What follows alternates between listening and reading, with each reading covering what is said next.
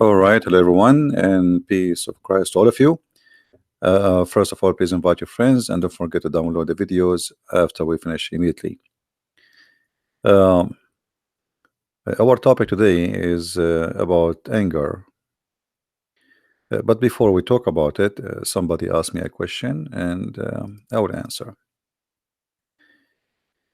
Please always subscribe, and you can join Patreon. Even if you are doing donation, you can still join, and this way you will be updated because I post there, I post in Mind, I post on Facebook and in Twitter, and even in Instagram. Like if you have Instagram, follow, because few minutes before I go on air, I make a video saying I am going live. A person asked me about the Muslims saying that we Christians, we pay the jizya as a tax.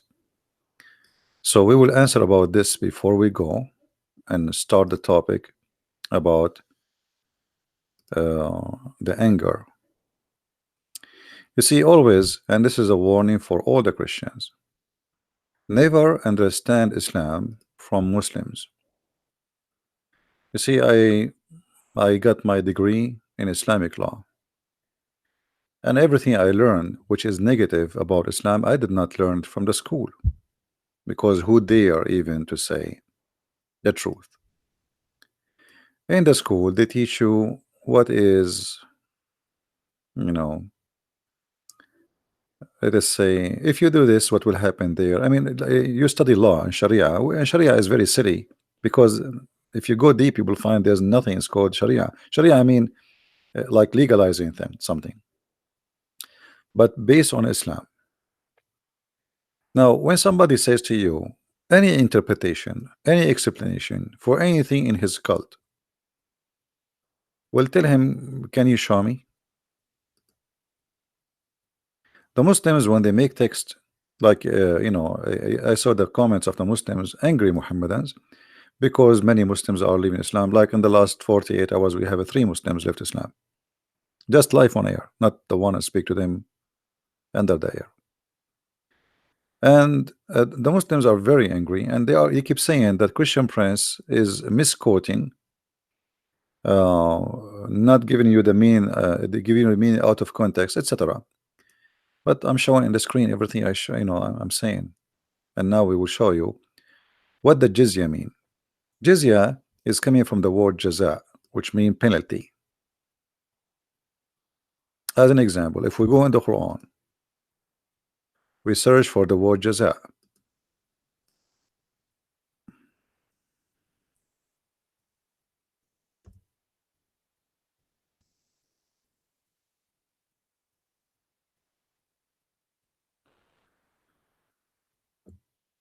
All those verses here speaking about jaza. Look how many. Jaza, jaza, jaza. What is jaza? As an example, chapter 5, verse number 33. And this is the word jaza in the front of us. That those those who do war against Allah, Allah will do a jaza for them, which means Allah will punish them. And what is the punishment? Depend in the case, in some cases you will be killed, some cases you will be they cut your foot, your hand, they depend. All right, so depend. So this is jaza. Jaza is saying penalty. The jizya is the penalty itself, which means it's a noun of it. Okay, like jaza is a name of something they will do. Jizya is known to be money you will pay, and for a reason. Now, what is the reason?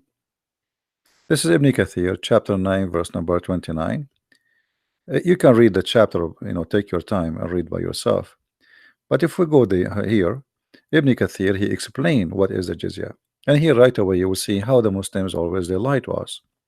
And that's why I say, don't ever trust them saying anything to you about the cult of Islam.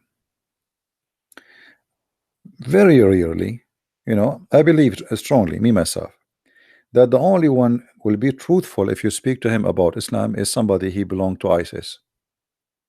Those are brave people. When I say brave, I mean they are not shy. I believe they are coward, but they are brave to say what they believe. I say they are coward because they attack, you know, people unarmed, women, children, kidnap them. Very coward. But they are brave to say what they believe. The rest of the Muslims, especially those who live in the West, they sneak around. They don't really like. There's a Shia guy. His name is Imam Tawhidi. I never saw a liar more than him. I mean, this guy even he did beat Muhammad. Paying jizya is a sign of kufr and disgrace. So this is not a tax. They told you it's a tax. Well, tax, everybody pay tax. Tax is not a sign of disgrace, actually. A tax is a sign that you are a citizen and you have equal right. Christians don't have any rights except not to be killed if they pay. So the jizya simply is pay or die. Here it says, until they pay the jizya, for they do not choose to embrace Islam. So what is the reason for the jizya? Not because you are bad or no. This is for very simple reason. You refuse to accept Muhammad to be a prophet, then you have to pay it, and you have to be humiliated, as you see. It have to come with the price, not only in the money. It have to come with the price of humiliation. And here we see how they lie to us when they explain what is jizya. Ibn Kathir, he speak in a time where the Islamic State is not ashamed of their teaching. This is our teaching.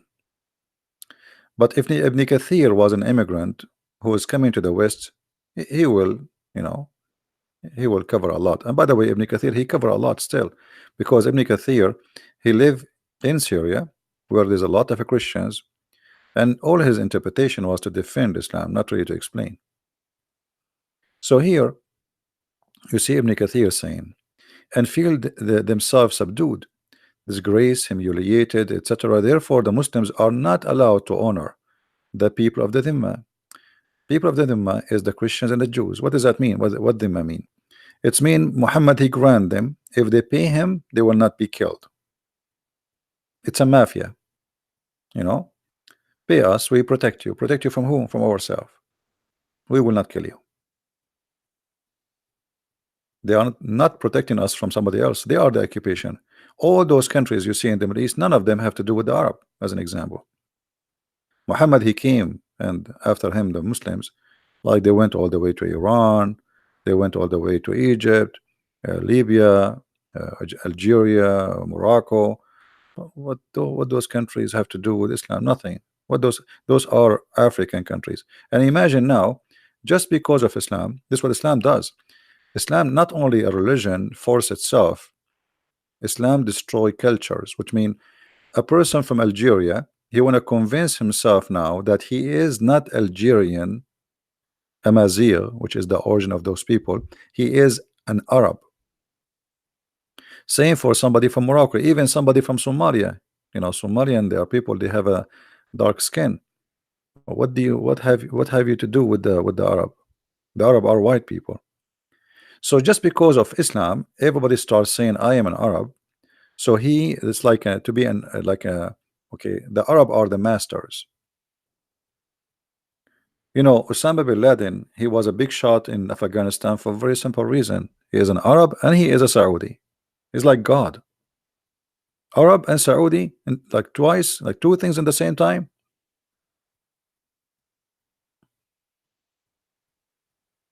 Because Muhammad is from there. So the Muslims are not allowed to respect the Christians, and they have an order to humiliate them, as you see. And the Muslims, they have a duty to keep them miserable, disgraced, humiliated. And here you will see the ethic of the Prophet. And this is actually fit with our topic about anger. Don't initiate the salam to the Jews and the Christians, and if you meet any of them in the road, force them to the narrowest alley. In the old days, the dirty water used to run in the side of the road, which means it's a sewage, but it is all day sewage. So if a Muslim coming in the road and you are coming as a Christian or a Jew in the other direction, or even he is coming from the same direction you are, he arrived to your side, you have to jump immediately in the sewage. You don't change your road. You know, the Muslim, they will say to you, because it sounds like narrow alley, he's just forcing you to change your road, maybe, you know. No, you will be in the road, but you will be in the sewage. There was a video made by a Muslim. Actually, I used to have it in my computer, but I think I lost it. He was saying how Islam was able to force itself on the Christians in many countries. As an example, he gave an example in the video. You will be with your son, and a Christian is not allowed to ride his donkey facing the head of the donkey. So how he ride? He have to ride, and his back is to the head of the donkey, which is funny. Imagine you ride a horse or a donkey. By the way, they can't ride a horse, only donkeys. So you ride a donkey, but your face facing the ass of the donkey, just to humiliate them. And the guy in the video was saying, so imagine you have a son, and your son says, hey dad, why everybody is facing the street, the front, except you? Then he will say to you, because we are Christians. And with all this pressure, they will leave Christianity and they will come to Islam. And this is how Allah guided them. So the humiliation was enforced in order to force those people to convert to Islam. But after a certain time, when the Muslims have became a big number, and they don't want any, like they don't care really for more people converting, because the army became big. So even when some Christians offer to convert to Islam, the caliphate he refuse, because he want money still to come. If they convert to Islam, they will not pay jizya. You notice?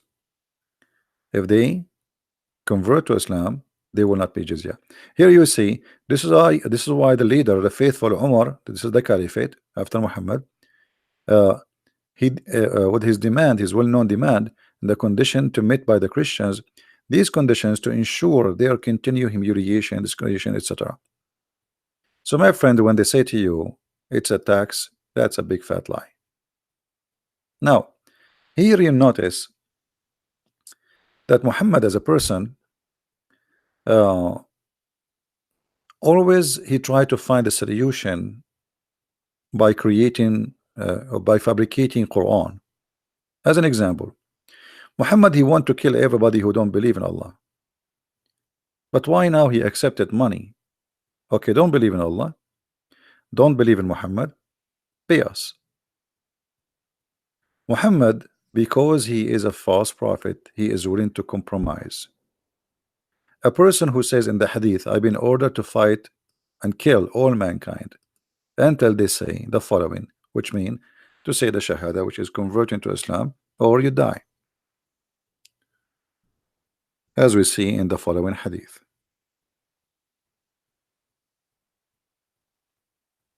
So all those stories reporting the same thing, that Muhammad, he been ordered, claiming that this is an order from God. This is not him, he is just a servant, to fight and kill everybody unless they testify that he is the prophet, and they testify that Allah is the only God to worship.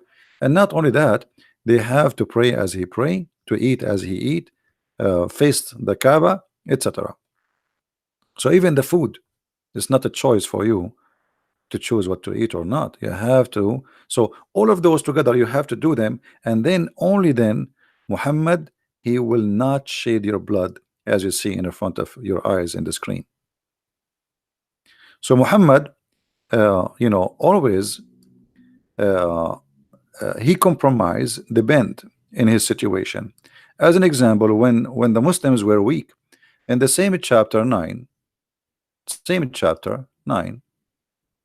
You will see in verse number 1, Muhammad, he washed his hands from the agreement of peace with the non-believers.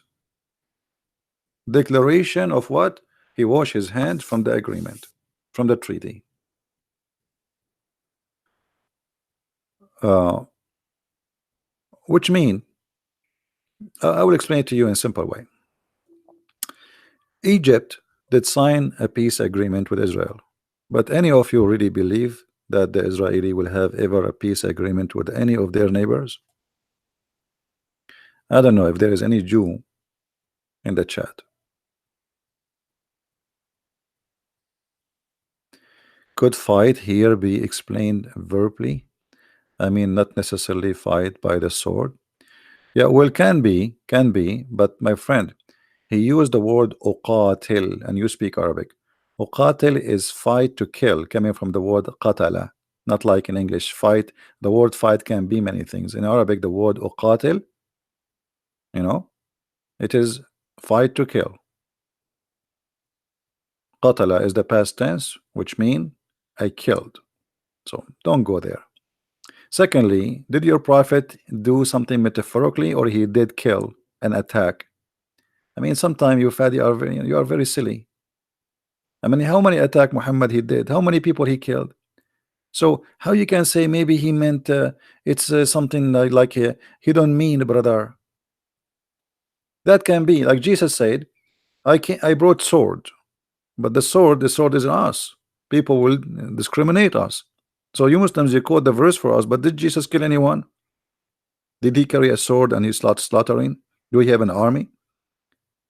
So I brought a sword, and the sword is a sword, but the sword here is a metaphorical about what will happen to us. He said people will take you out of the synagogue and they will think by killing you they are doing favor to God. But in the hadith here, Muhammad, he practiced and he told you what is the fight reason. And he says clearly, I will not shed their blood. And this is how I find sometime the comment of Muslims, it's very, I don't know, naive. I mean, does it say then their blood and the property will be sacred? Does it say? Is that metaphorical? So I understand that a Muslim, a Muhammadan, he tried to defend his and by the way, I feel sorry for the Muslims. You see, the Muslims get so upset from me when I debate any Muslim. I did beat them in any debate, not because I'm a genius, but because Islam is stupid. I mean, it's not my fault. It's not my fault.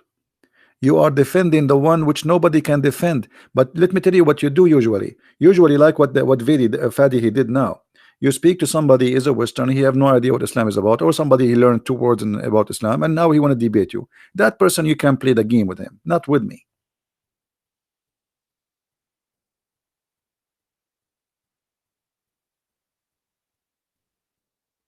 Play all the games you want, but you cannot do that with me.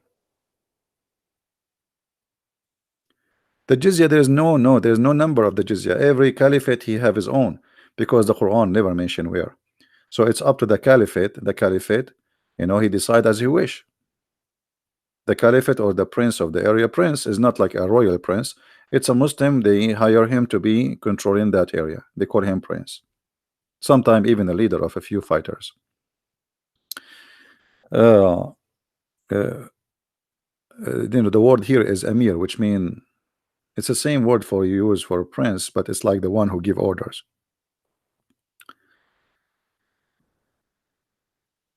Anyway,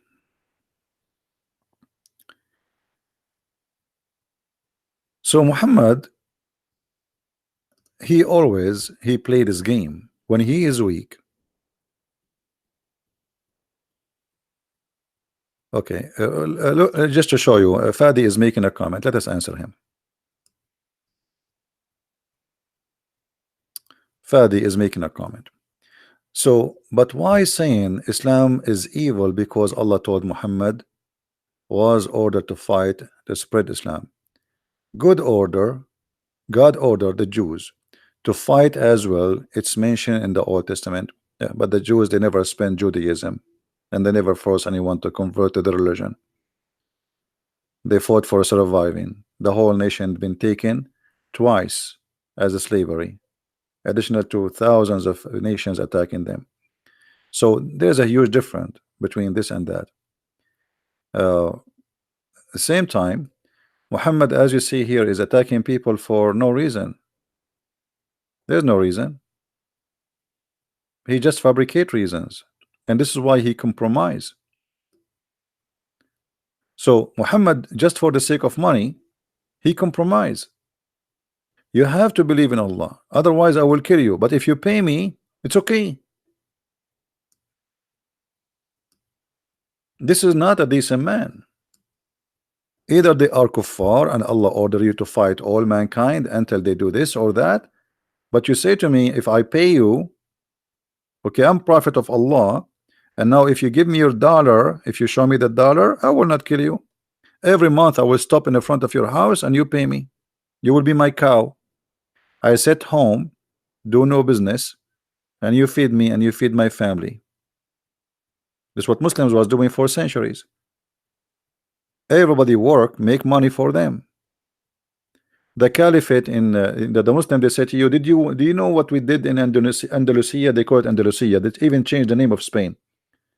The money, this is the money is a theft. The money was coming from countries and lands which they stole, and they start building palaces. And the one who built the palace is not even the Arab. The Arab until now they don't know even how to build a building. Until now in the Middle East, Saturday and Sunday is the off day for the jewelry stores. Why? Because the one who make jewelry is not Muslims. Most of the mosque of the Muslims is built by Christians specifically, because Muslims don't have you know, when they attack Spain, all the boats they use in the attack, it was made by the Aramaic Syrian in Syria. When they attack, you know, occupy Syria, those Aramaic, they knew how to make boats. The Aramaic, the word Europe is Aramaic, the word Africa is Aramaic. So the Aramaic are very great civilization. Islam came, Aramaic is gone, civilization destroyed. Same as Egypt. Egypt was one of the greatest civilization in this earth. Islam came, bingo, it's gone. Wherever Islam come, civilization go out. Go and see what happened in the last 24 hours, 48 hours, week. Since Ramadan started, how many people get killed? Just today, to attack in mosque, Muslims attacking mosque. You see, they make big propaganda about a guy, crazy guy, filthy guy who attack a mosque in New Zealand. But Muslims attacking mosque every day, bombs every day. So is that because you are a Muslim, it's okay to kill Muslims? Yeah, this is the case. Actually, Muhammad, he allowed it.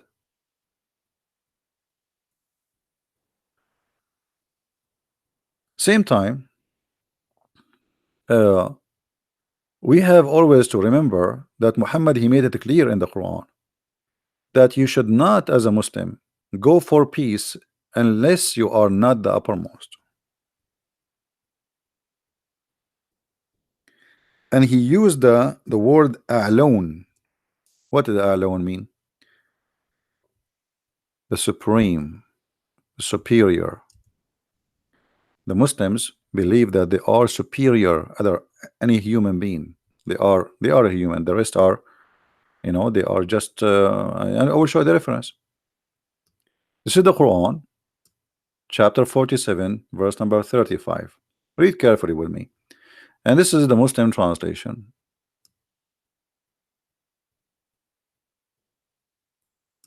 Do you see the Muslim translation? I don't know, this translation is weird. What, slacken? Slacken. What is that? This is like, what? Is that an Irish thing? It has changed this slacken madness. What's slacken? What is that? Let us see the potato Yusuf Ali. Okay. but not weary and faint-hearted, crying for peace when you should be the uppermost. The uppermost here really is not a good translation. When you are the supreme, because the Muslims are the supreme. So when a Muslim can sign a peace agreement, only when he is weak, he cannot make it. So Egypt, when the Egyptian they signed a peace agreement, the president of Egypt, he invited the Azhar sheikhs to discuss with them, and they told him no problem. The prophet he did that. He did even the same agreement with the Jews, but when he got strong, he attacked them and he killed them all. So now we are not stronger than Israel. The Quran says it clearly, never go for peace when you are the uppermost. So when I can go for peace when I am not the uppermost. So this is a temporary peace. So if the Jews believe that they have peace with their neighbor Jordan and Egypt, that's mean the Jewish are foolish people to believe in that. You know what I mean? That would be a very foolish to believe in. That is just very, very temporary. Especially now, the Shia and the Sunni they want to eat each other. So Israel now is so relaxing because of Shia and Sunni. But look at the mistake Israel is doing, or even Trump is doing.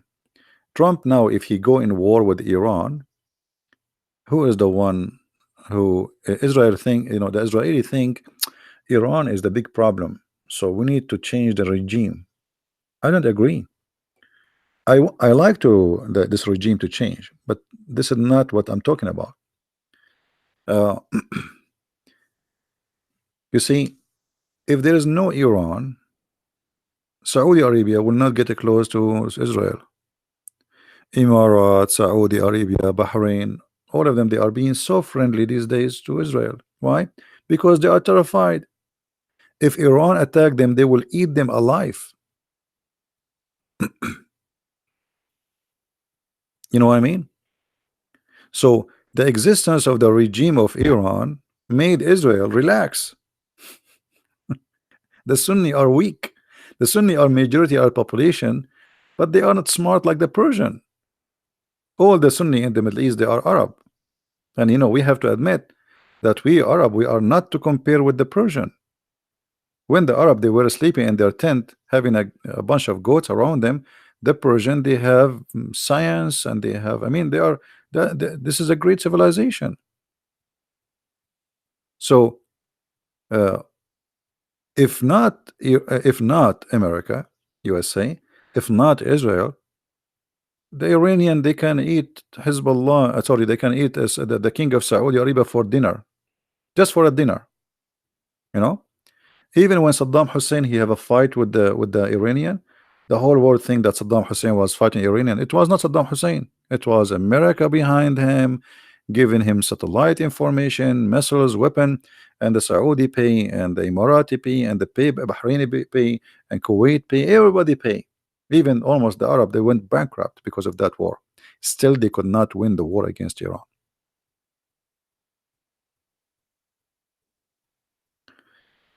So, if the Iranian regime disappear, and now we will not have a Shia Iranian Islamic Republic, then the Muslim Sunni they will turn their faces to fight Israel again.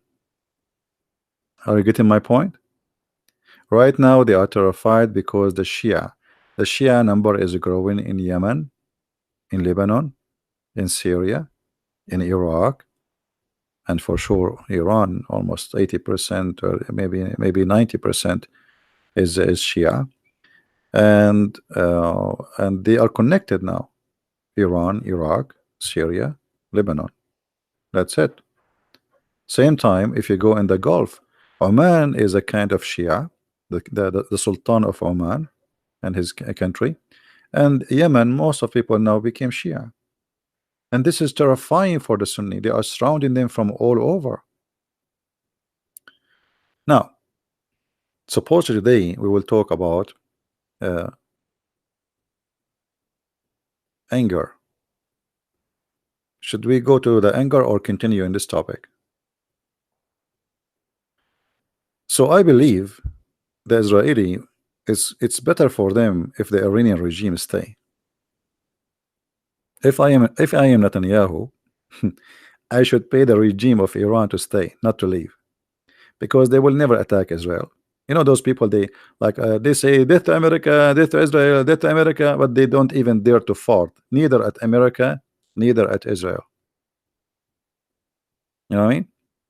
So let them, okay, as long they scream but they do nothing, let them stay. Let them be busy, Saudi, Iran, because those people, they have to find an enemy. Now the Shia is their enemy. If you help them to get rid of the Shia, they will turn their face on you. All right.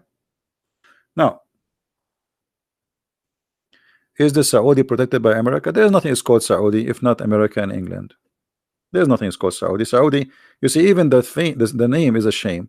What Saudi? Saudi is the last name of the family of the king. So how have you ever heard of a country have a name of a family king? Imagine we change the name of USA, make it a Trump, that Trump, United States of Trump. So all of those, the royal families, they are not royal. They are Bedouin who live in a tent. And since they discover the Arab, the British intelligent, they start making kingdoms and princes. The king of Jordan, those guys are potatoes. They never have kings. They never been kings. They never even been princes. They made them royal family. All of those are the made of the British intelligent. And then after that, when the British is not an empire as before, and the one who grew and became the most powerful nation is USA, so USA took over. So all of those are exist just because of USA. Who is the one who get Kuwait back from Saddam Hussein? Nobody can get it back. The Saudi cannot. Who can? USA. So yes, they are the one who protect the Saudi. All right.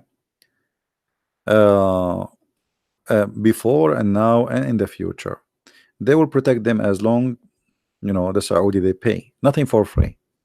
Nobody is doing like a charity. This is not a charity business.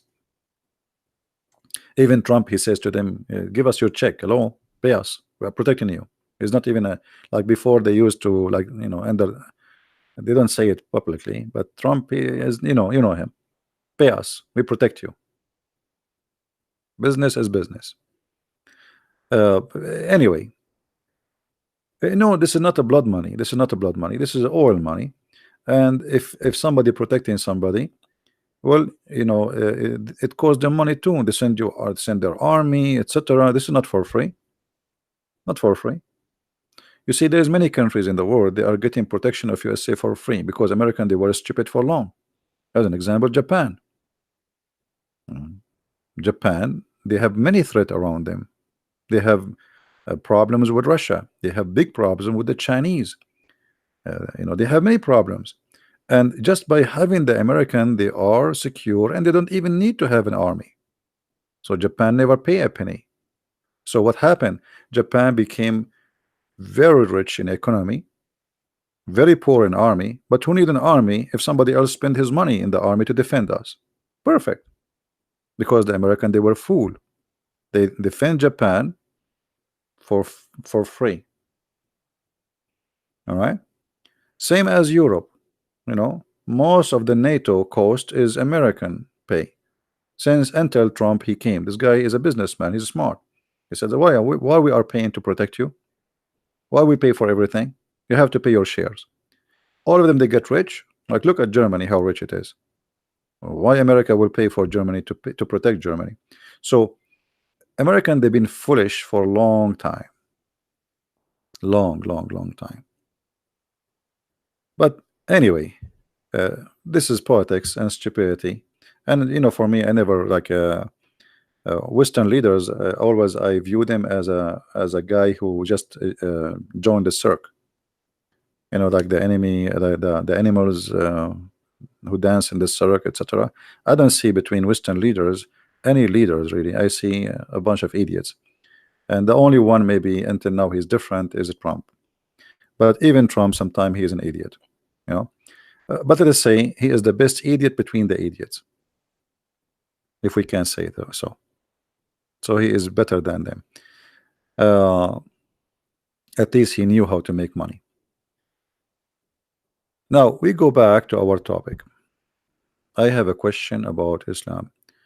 When women get miscarriage, the child will pull her up heaven? No, no, no. This is not for the women. Okay, it's okay. You see, we don't have to go by the topic. We can go. We can talk about the topic later. This is a question. This gentleman saying, uh, like if a woman she lose her child, she go to heaven. Oh, Susanna, sorry, Susanna, not a guy. It's a lady, Susanna, right? I apologize. The one who according to Islam, as an example, if somebody, Muhammad always he say crazy stuff. As an example, if somebody his children's they die from uh, drowning, the father, if he have three kids who die from drowning, they will go to heaven. uh, let me see if I find you. So Muhammad, he have many of those stories, which is very funny, and it doesn't make any sense anyway. Um, and even Muhammad, he says if somebody uh, he died drowning, even the man who died drowning, he is a shaheed, is a martyr, he will go to heaven, which is very funny. Um, anyway, Muhammad, he said many tons of things, and they don't make sense as usual. I'm trying to find the hadith.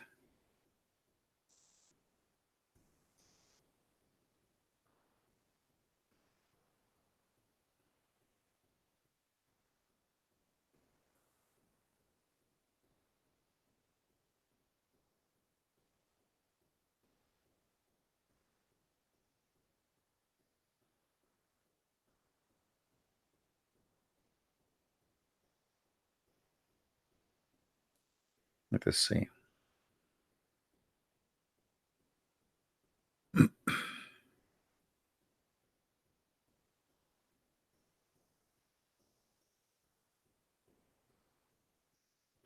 I'm just trying to remember the hadith details so I can search for it. Yeah, here we go. I found this one. But let us see if we can find it in English.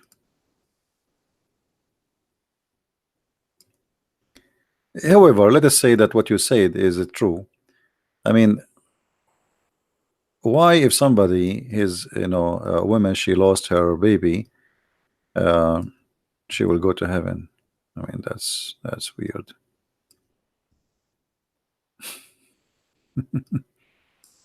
What does that mean?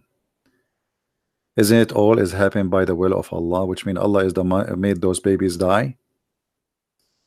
Stupidity, Muhammad, he says stupid things. This guy, he's like a madman who keeps saying things that don't make sense. Read carefully. He said, the messenger of Allah said, there are no two Muslims, three of whose children die before reaching puberty, but Allah will forgive them and give mercy toward them. Okay, forgive who? Not the children. Forgive the parents. Look at this one. There are no two children who the children die before puberty. Okay, it will be said to them, enter paradise. And here supposedly the Muslims who they have that. Let us show you the other one.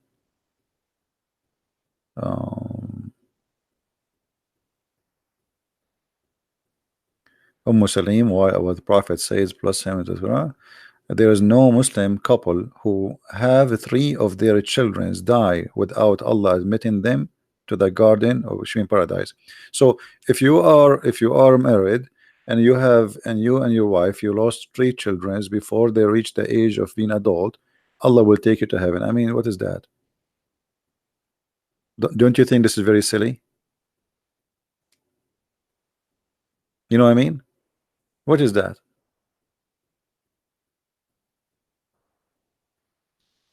Why they will go to heaven? I don't know. I don't know. You know, if there is any Muslim can tell us why. There is people they lose their whole family in war and etc. Suddenly Allah is a merciful. Allah will put the sin of the Muslims like mountains on the top of the Christians. Allah caused thousands and thousands of people to die and millions. Hmm? Yeah. Anyway, so let us go back to our topic about anger management. Shall we? We answer your questions. Don't forget, please, to download the video right after we finish.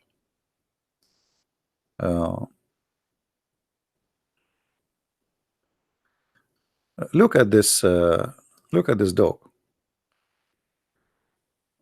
You know, all of us, human, animals, I mean, all, when they are angry, their look change.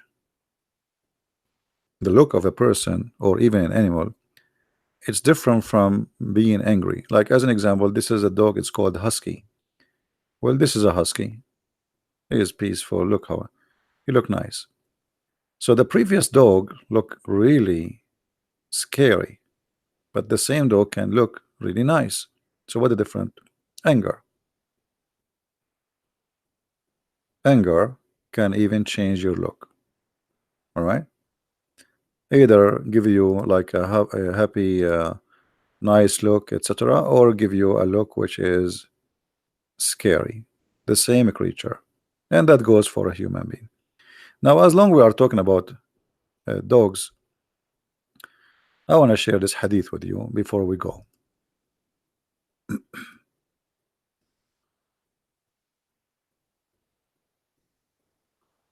Okay, let's go here. In this hadith, you will see something funny in the translation. I don't know if you notice with me. Anyone notice me what's wrong in this translation in the page?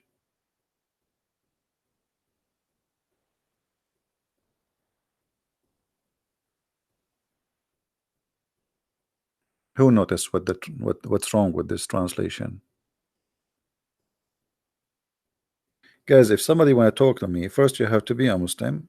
Otherwise, we have to give a time for the Christians. Then you cannot find me really in Skype because I changed the name there because I'm getting like thousands of ads every day. Scary. So I will add only people who they want to talk to me and they are Muslims. If you are a Christian, only if it's necessary, please. Now, what is the problem? Yeah, bite him. Have you ever heard of a prophet saying to his followers, go and bite somebody? Any Muslim there listening to this, watching this? Have you ever heard of a prophet of God? It doesn't matter what God is, a Hindu, Buddhist, whatever. He said to his followers, if somebody is proud about his family previous to Islam, bite him. Well, what does that mean? How are you, Mr. Noor? We have a Noor. Noor is a Muslim. So, Mr. Noor, what do you think? Is that really what it says? Bite him?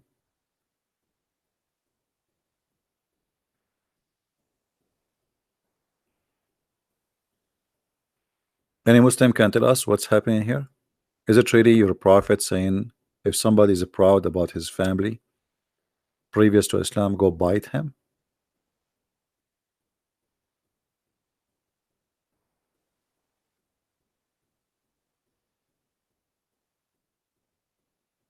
Noor, I'm just asking you, type everything you want. You can call me, Noor. You have a Skype? I will call you.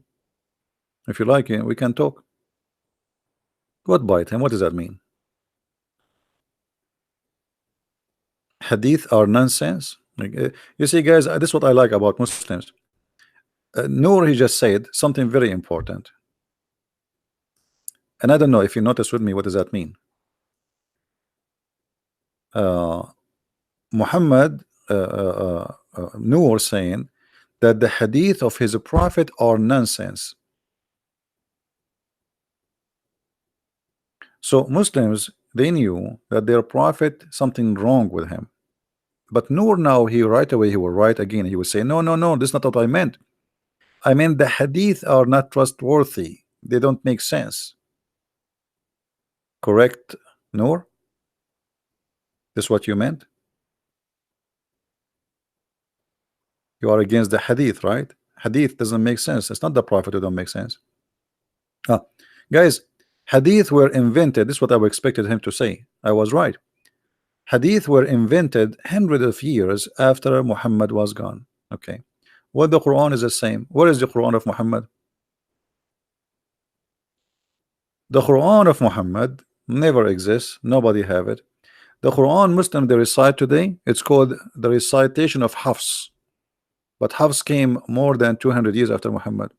And not only that, according to Muslims, he was a fraud and he was a thief.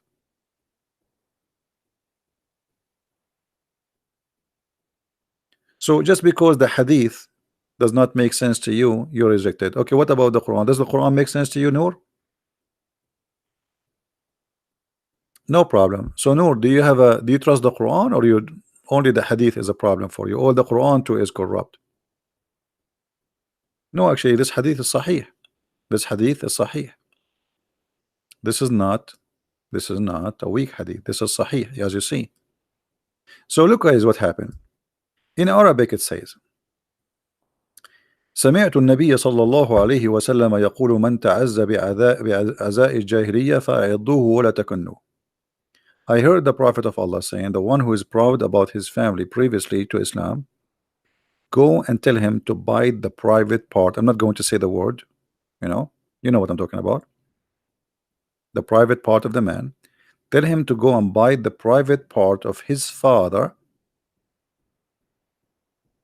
and don't call him by the name which he like, which means last name. He's proud about his last name. Don't call him by that last name. So look how the Muslims, in order to fabricate the meaning, they are ashamed to say the Prophet says go and bite his private part. They said go and bite him. And this is why Noor, who is a Muslim, he said it does not make sense. I agree, this is a false translation. It doesn't make sense.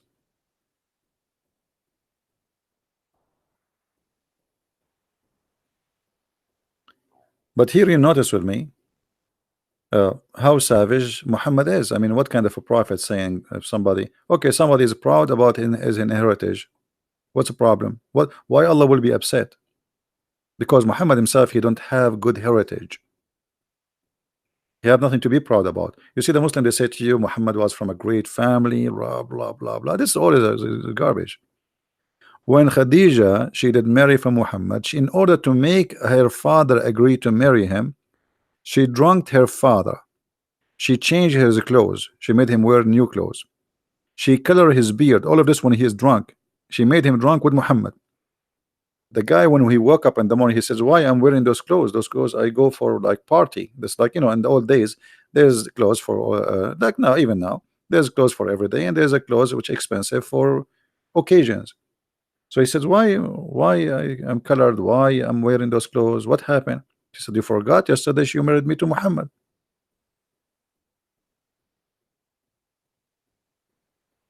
And when he heard that she got married to Muhammad, he took his sword and he wanna go and attack the family of Muhammad. He wanna take his cousin and his family and his tribe to attack Muhammad. There is no way I will marry my daughter to Muhammad. Why? Because Muhammad is not from the same level. And here you notice how bad the situation is. But anyway, here you see that Muhammad, he have a very bad he have a bad anger management. Muhammad is angry. He's angry from his life. He's angry from who is he. He's angry. He is not confident, to the point if somebody is proud about his family, go and bite him, or let us say bite the private part of his father. But Muhammad he claimed that he and his family are the best. So why,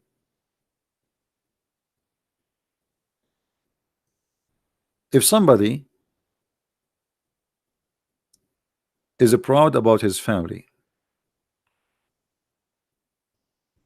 tell him to go and bite the private part of his father? But if Muhammad is proud about his family previous to Islam, it's okay.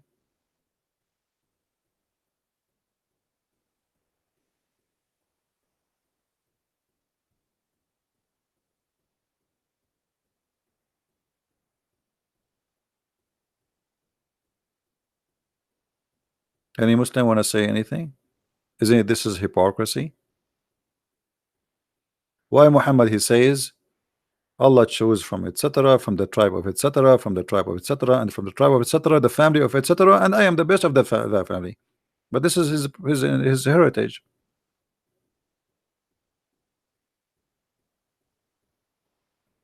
So why he can be proud and someone else cannot be proud?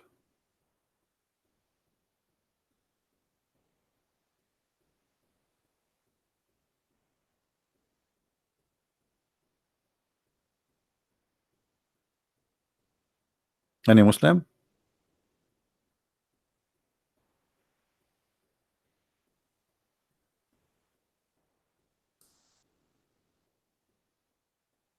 No Muslims want to answer? All right. But here Muhammad, you notice that he is refusing anyone to be proud because he don't want to have competition. If you remember the story, if you have my book, where Muhammad he killed an innocent man just because he is a very decent and he pray a lot.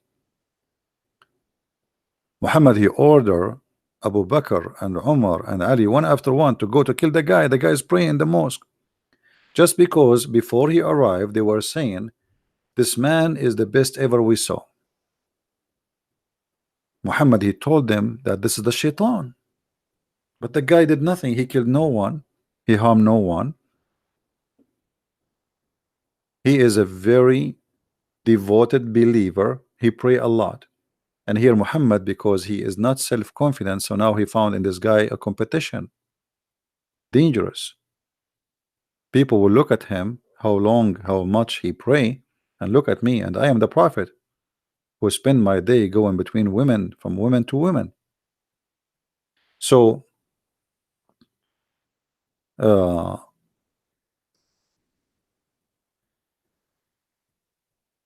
Muhammad, he cannot accept anyone to be better than him, and that bring his anger. Same time Muhammad always prove to us that he is a person who have no control of his behavior. And here we're not talking about his sexuality, we spoke about this many times before, but even about his anger which come with violence. Maybe many of you do not know that Muhammad he used to beat Muslims. He used to beat them up. You know, you are the leader and nobody can beat you up back, and you're prophet and nobody dare to say to you, because you have an army, he's a king now. Muhammad he used to beat people unjustly. Is that correct, Muslims? Is that correct, Muslims, or I'm lying? Is that true that Muhammad he used to beat people up just because of his anger? Not only he beat them, he used to curse them and use a bad language with them.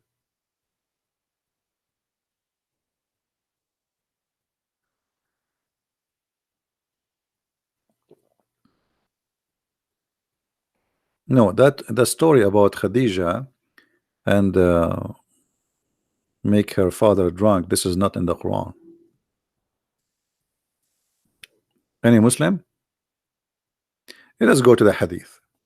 Read this hadith with me. And actually all of those stories are sahih, which means they are very, very correct. Muhammad, he used to hurt, he used to whip, he used to beat people for no reason. And look Look at the madness of this man.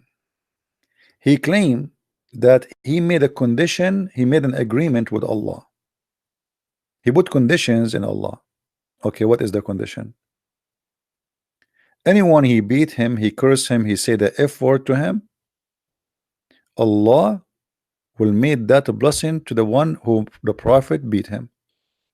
So if you like to get a blessing from Allah, let the Prophet beat you. The Prophet get angry. The Prophet he said the F word to you. The Prophet he's he whip you with the and then you get a blessing. Read. I'm not making things up. Aisha reported that two persons visited Allah Messenger, and both of them talked about a thing, something, which I'm not aware of. She didn't know what they were talking about. But that annoyed him, and he invoked the curse upon both of them. And he heard, etc. Blah blah blah blah. And then she said to him, "Why? What happened?" He said, uh, "The good would reach everyone, but I would not reach those two." He said, "Why so?" I think she said, "I said because she said this Aisha, because you have invoked a curse and heard over them." He said, "Don't you know? Don't you know?" No, she don't know. Aisha, she don't know. Don't you know? Okay, know what? I am a human being, and that for a Muslim upon whom I invoke curse or hurt or hurl, etc., make a curse or purity and reward for him. I mean, the translation here is really horrible. This guy, I think he is using Google translation. It is, you see the other one. I mean, what is the translation? This translation is, "O Allah, I make a covenant with thee against which thou wouldst never go. I am a human being, and thus for a Muslim whom I give any harm," Muhammad doing harm to who? To Muslims, "or whom I scold, the one I hurt, I whip, that even translation here is not good. I whip him. The one who invoke curse upon him, the one even I beat him. Make this a source of a blessing and purification until the day of resurrection." So Muhammad, he made conditions, he made an agreement with Allah that there is people who beat them who he should not beat them. He agreed that he is not being fair. He agreed that this is not right. But what he can do with his anger management, he found a solution. I beat you, Allah give you reward. Muhammad, he will not control his anger management, but Muhammad, he found a solution. I'm not going to change. I'm not going to promise you I will not beat you no more. I will not curse you. I won't say the F word to you. No, no, no. I will keep doing that. My anger management, there's no solution for it. But I have a good news for you. I say the F word to you, Allah give you reward. I beat you up, Allah give you reward. So if there is any Muslim would like to get the blessing from Allah, then here we go. Noor, you want me to come to Paltalk? Yeah, I saw I could not find his name in Paltalk. This name is sorry, in the Paltalk. Okay, let me open Paltalk. We have a Muslim wanna call me in Paltalk. Let us see what you wanna say.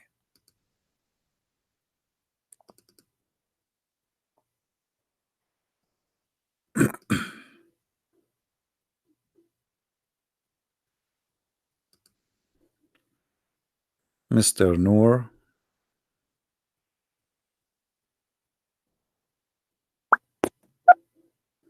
Okay. I am in Paltalk now. I will look for you, Mr. Noor.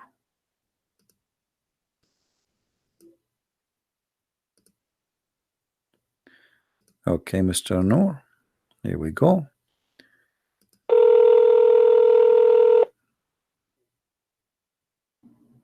Assalamu alaikum. Wa alaikum assalam, Mr. Noor. How are you? Hold on 1 second. Let me mute your stream. Okay, can you hear me? I do hear you. Please just be sure you mute YouTube so we don't have duplicative voice. Yeah, 1 second. Let me put on my headphones. Actually, God willing. All right. Keep YouTube running, but just mute the sound.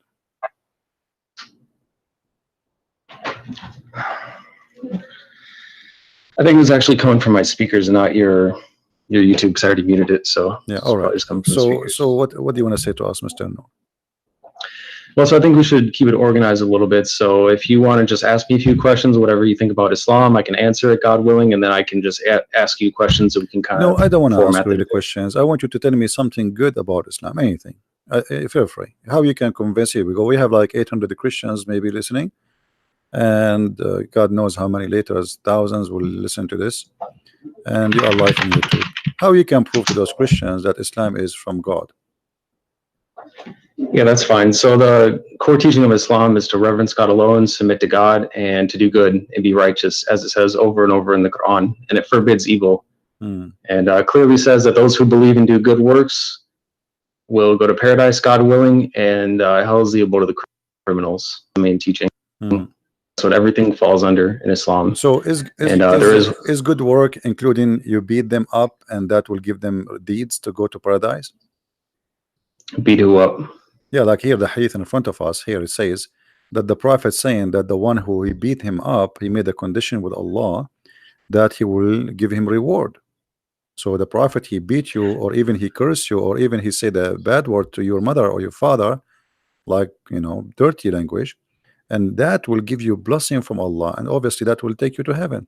Is that the way to go to heaven? No, that doesn't make any sense. And I don't follow hadiths, and I don't believe him anyway, because there's no way to verify him. They were just written hundreds of years after he was gone. No, this is sahih. Okay, so you believe in the Quran only? You don't believe in the hadith? Yeah, no, because the Quran is from God. Hadiths were just invented by men for what they thought that they heard him say. They're additional books, and there's no way to really verify whether or not he said that. All right. What about the Quran? If there's any way to verify that he said anything in the Quran? What is the proof that the Quran is from God anyway? How you can prove to us I'm okay that the Quran is from God? Well, as long you said you want to verify. Yes. How you can verify? Well, I don't think that there's a way to prove it 100%. I believe it is. However, there is some evidence that it is. Like what? Just based off what it teaches. Well, like the prose and how it's written, how clear it is. How clear? Just the overall style. I don't know. The yeah, Quran how clear it is. My friend, as I know, the Quran says nobody understands the Quran save Allah. So how clear it is? It says it's in a clear Quran. I know you can hear the typing, but I'll find the. No problem.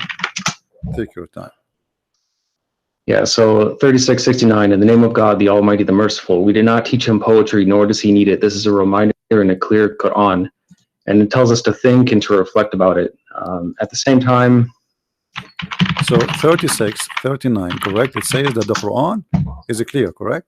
3669, yeah, it's a 59, clear Quran. 59? 3669. 3669. Okay, 69, sorry. All right. So here the Quran is so clear, correct? Yeah, there are some ayat in there that are purposely not clear, but purposely, what does that mean? In general, it's a clear Quran. What do you mean? Well, 3:7 explains it best. So it says, he is the one who sent down to you the book from which there are law-giving revelations. They are the essence of the book, and others which are of a similitude. As for those who have disease in their hearts, they will follow that which is of a similitude, seeking to confuse and seeking to derive their interpretation, but none know its interpretation except God, and those who are well-founded in knowledge. They say, we believe in it, all is from our Lord, and none will remember except those who possess intelligence. So however you interpret of a similitude. So it's saying it is a clear Quran, and those who are well-founded in knowledge will understand it, who are guided by God. But there are also some that can misinterpret it. It doesn't say that. It says that those who they are not understand it, those who believe, they say, those who have knowledge, they will say, we believe. So to be considered as a scholar in Islam is not about understanding, it's about saying, I believe. Which means that doesn't make sense. No, knowledge is so important. 3:7 says, and those who are well-founded in knowledge. So it's true that we believe in it. I have belief as well. There is some faith, like believing in God, because we can't see them, but we still have knowledge. Let us prove what you just said. In the same chapter, I'm not going to ask you from different chapter, chapter 36. And you are the one who said to me, this chapter here, saying to us, or this verse 69, saying that Allah, He made the Quran very clear, correct? Right. All right. So how the Quran says in the same chapter that وَالشَّمْسُ تَجْرِي لِمُسْتَقَرٍ لَهَا, and the sun runs into its own course. What is Which that? one is that? The same chapter. I mean, I've read Chapter 36. I've read the Quran over 5 times, but I don't have it memorized yet. So yeah, no problem. Chapter 36, the same chapter you gave me. Verse I see it. Yeah, 36. Verse 38. number 38. Okay. As long you say to us the Quran is so clear. Okay, what does that mean? The sun run. Do the sun run? Well, it says the sun runs to a specific destination. Okay, what is the best? Such as the design of the noble, the knowledgeable. What is that?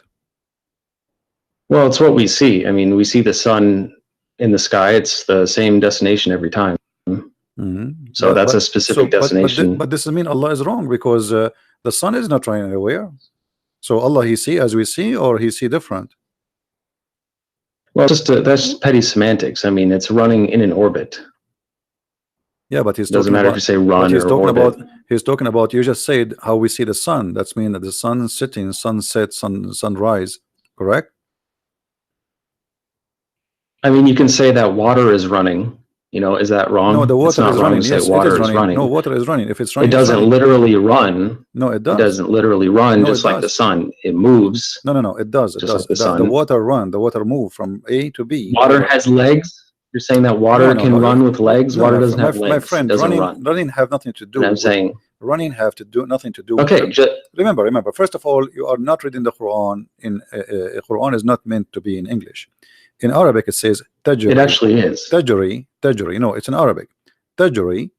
Yeah, I know. The word tajri, it's mean go ahead. You run. It's running from location to location.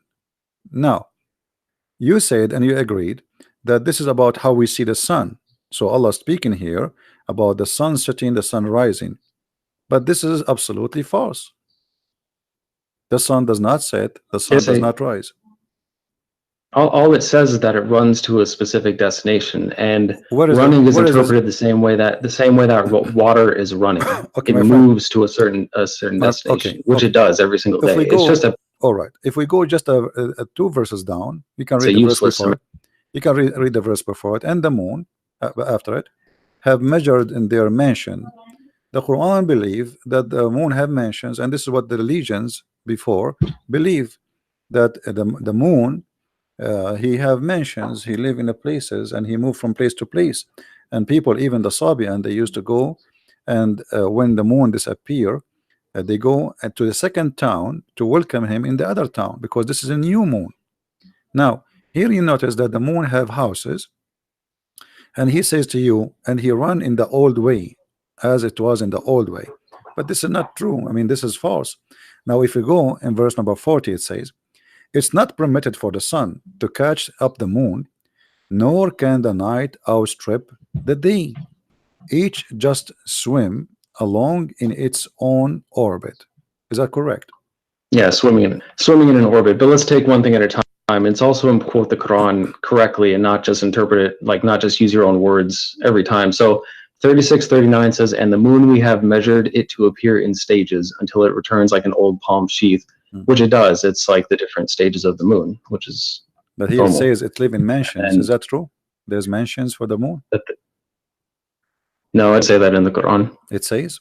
It says it appears. It says it's in front of us. Everybody can read. I'm reading your Muslim translation, not my translation.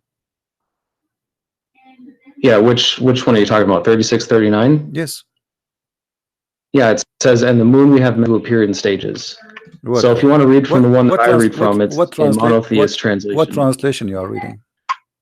Here, I'll post it in chat. You can Google it. It's called a monotheist translation. Otherwise, you can go here. Monotheist? To what does that mean, monotheist? Yeah, monotheist means one monotheist. That's what we are. We reverence one God. That is a new form. Monotheist. Let me see if we have it here. Yeah. Monotheist. It says it as well. talks about monotheism. Maududi, okay. Yeah, but my friend, do you speak Arabic? Only some. I don't speak it Yeah, fluently here we because go. it's It's not in my front native of us. tongue. I But mean, I should learn it. this God translation willing. is absolutely false, my friend. It says, وَالْقَمَرُ قَدَّرْنَا مَنَازِلَ حَتَّى عَادَ كَالْعُرْجُونِ الْقَدِيمِ. So it says the word manazil. So how this guy, whoever translated this translation, he said, you can copy this word manazil as you see in the screen, post it in Google, and you will see it mean houses or mansions. So this is a false translation. Well, there's lots of translations that translate it that says the moon we have measured it to appear Okay. in stages. You And see? Arabic is a rich language and it doesn't have a single No problem. word definition Okay, all the time. my friend, But my friend, you said let us not to give wrong interpretation. So how we can give interpretation for the Quran according to you? how do you interpret the Quran? Well, you should think for yourself and ask God for knowledge and wisdom, and also Okay. consider the But you opinions could of not answer others. me. And then You could form not your answer me. You conclusions. are the one who said to me. You gave me verse number 39. Remember? 36, 39. Sorry. Yeah. Or which one are you talking about? Saying to me that the Quran is so clear, the same chapter, right? But here I'm asking you now, how Allah He says such a thing, that the sun run into its course? You could not answer. You said that we see the sun every day. No, I did answer it. Yeah. It does run its course. No, it runs to a it does not. specific The sun does destination not every set. day. This is It the runs earth. the same way that water The earth is going around runs. itself. It's not list. The earth, No. the earth goes around itself. This is how the day happened. No. The No? sun rotates. It runs to a specific destination, just like it says. It's like water, a river can run to a destination. Okay, so the right? okay, according to you, when the sun set every day, it's not the earth going around itself. This is the sun going from point A to point B, from east to west. Yeah, and even no matter what you believe about it is also speculation. There's no point in even debating that because you have no way to measure what it's doing besides what you can observe on Earth or what you trust what others say, because you have no experiment that you can do for yourself to determine what it's actually doing. You know what I mean? So it's pointless to argue about that. So, but there's no way for either of us to prove it. No problem. I will not argue about that. But you just confirm, and everybody heard you, that according to you, according to the Quran, as you understand it, the sun every day go from the east to the west, correct? Well, it's how do I say it? There's no, it's nitpicky. I mean, the sun does its course every single day, just like it says, it runs to a specific destination every day. You know, it has its cycles. I mean, there's nothing more to really argue about in that sense. You know? So, see what the point is. Okay, so now we you know, I will not going to argue. Well, this is your opinion, and you think it looked like you know better than me about science. But the Quran says, as long as you agree that the sun goes from point A to point B every day, some morning, afternoon, and night, the Quran says that the sun set in the murky water. What do you think? Okay, so I'll continue to answer, God willing, but I also want to ask you a few things as well. So for now, I'm letting you talk about the Quran and ask about the Quran, which I'm fine with. But I also want to discuss Christianity and a few things that you might believe as well. No problem, but you know, our topic is Islam, but I don't know why you want to change. Well, it's Islam and Christianity because you're a Christian. It's not just Islam. No problem. Let us finish this. So now the suns run every day from A to B according to you, and then the sun set in the murky water, chapter 18, verse number 86. Yep, I know what you're talking about. Let me read it again. Yeah, until he reached the setting of the sun, he found it setting at a hot spring, and he found people near it. We said, "Oh, two-horned one, either you shall punish or you shall do them good." I don't know what this means. I don't know what God means by it. But remember, just because the Quran is clear, you told me understand everything. You told me that the Quran is clear. It is clear. Okay. But that doesn't mean that anyone will have some things that God teach that we haven't learned yet. And nobody on this earth might know yet. So what do you mean? What do you know? A second ago, you told me that the sun goes every day from point A to point B, which everybody knows. Well, just like you and the. Go ahead. What were you saying? Everybody knows that what you said to me a minute ago. The sun does not go anywhere. The sun does not set, and you said no. This is what happened, and everybody in the chat don't agree with you. This is scientifically already proven to be false. So the Quran, according to you, the Quran is a false book, teaching such a false information. And now we are showing you Allah saying the sun set in the murky water, and instead of saying to me I agree with Allah, yes, the sun swim every day and sit in the murky water, and maybe this is what it's meant, that the sun run in its course, as you said. This is the course of the sun. Every day go from the east to the west, and then jump in the muddy, dirty, hot water. Well, so the first we're talking about running to a specific destination. There's no problem with that, even if some people disagree. It runs to a specific destination, as I've explained like 4 times. There's nothing wrong with that. It means exactly what it says. That's clear. As far as 1886, it can be interpreted, well, how it says. So it says, until he reached the setting of the sun, he found it setting at a hot spring, which means he could be at a hot spring and he found it setting. It's, you know, even if things are perfectly clear, some people might interpret things different ways. Okay, just like the Bible, you don't understand everything that the Bible might say. My friend, interpretations. Okay, hold on. Here, if we go here, it says, first, who is the one who's talking in this verse? Who is it talking about? Who is talking? No, who is talking? Who is the one saying until he reached, when he reached? Who's talking? Well, it's the word of God, so it's God talking. Okay, so Allah is talking. Yeah, Allah is talking. Yeah. Allah, he says, until when he, so he's talking about what? Talking about someone else. Until someone else. Okay, until is what? Is about timing, correct? Timing and location. Until when he reached the setting of the sun. How he can reach that? Where is that? Yeah, I don't know. He did actually get to where it sets. You know, this idea that it just is a million miles away is nonsense, and I don't believe that. And neither of us can prove it either. You can believe what people tell you if you want to believe it without proof. No. You see, I'm talking to you, my friend.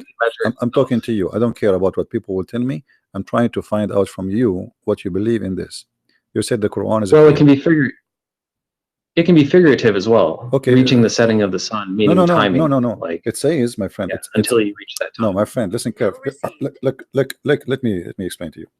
Here it says, Allah is reporting a story about a man, his name is Zulqarnain. And this guy, he keep walking, he follow a road. And this took him years. And then when he reached the setting place of the sun, he found it set in a spring of murky water. So now Allah is reporting for us supposedly what is a fact.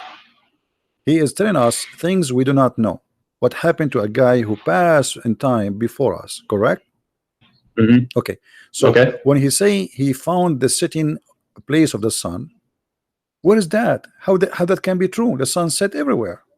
Look what he said. It doesn't set everywhere. It goes below the horizon. That's all we know. Or it sets in a literal spring. No. So you believe that the sun set in the water, according to you? I don't believe it, but I think that it could be possible. According to this, I mean, that's how you could interpret it. That's possible. So, according to Mr. Noor, that it's possible that the sun set in a murky water and goes from the in a hot to the spring, west, in a hot not water. Murky. Okay, actually, yes, it's hot. You agree with you because the water. Well, it does say dark. Hamia. I mean, 2 things, by the way. Hamia is a you know, when they make I don't know what they call it in English, like when they make the bricks. You know what I mean? So the water of that brick, you know, it have to be hot, and then even the brick itself, they burn it after that. So the Quran confirmed that the sun every day goes and jump in that pool, which is a spring of murky water. But how big the sun and how big this spring of murky water? The sun is so big. Do you think the sun is like a small lamp or something?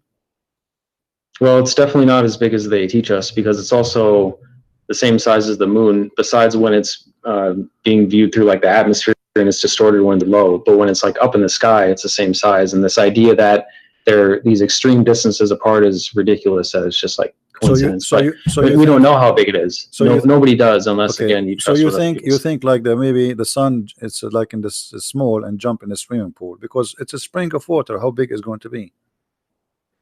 Well, it could set in that. I mean, look how big the Earth is. Yeah. Let me ask you, this spring of water is where? Is it in the Earth?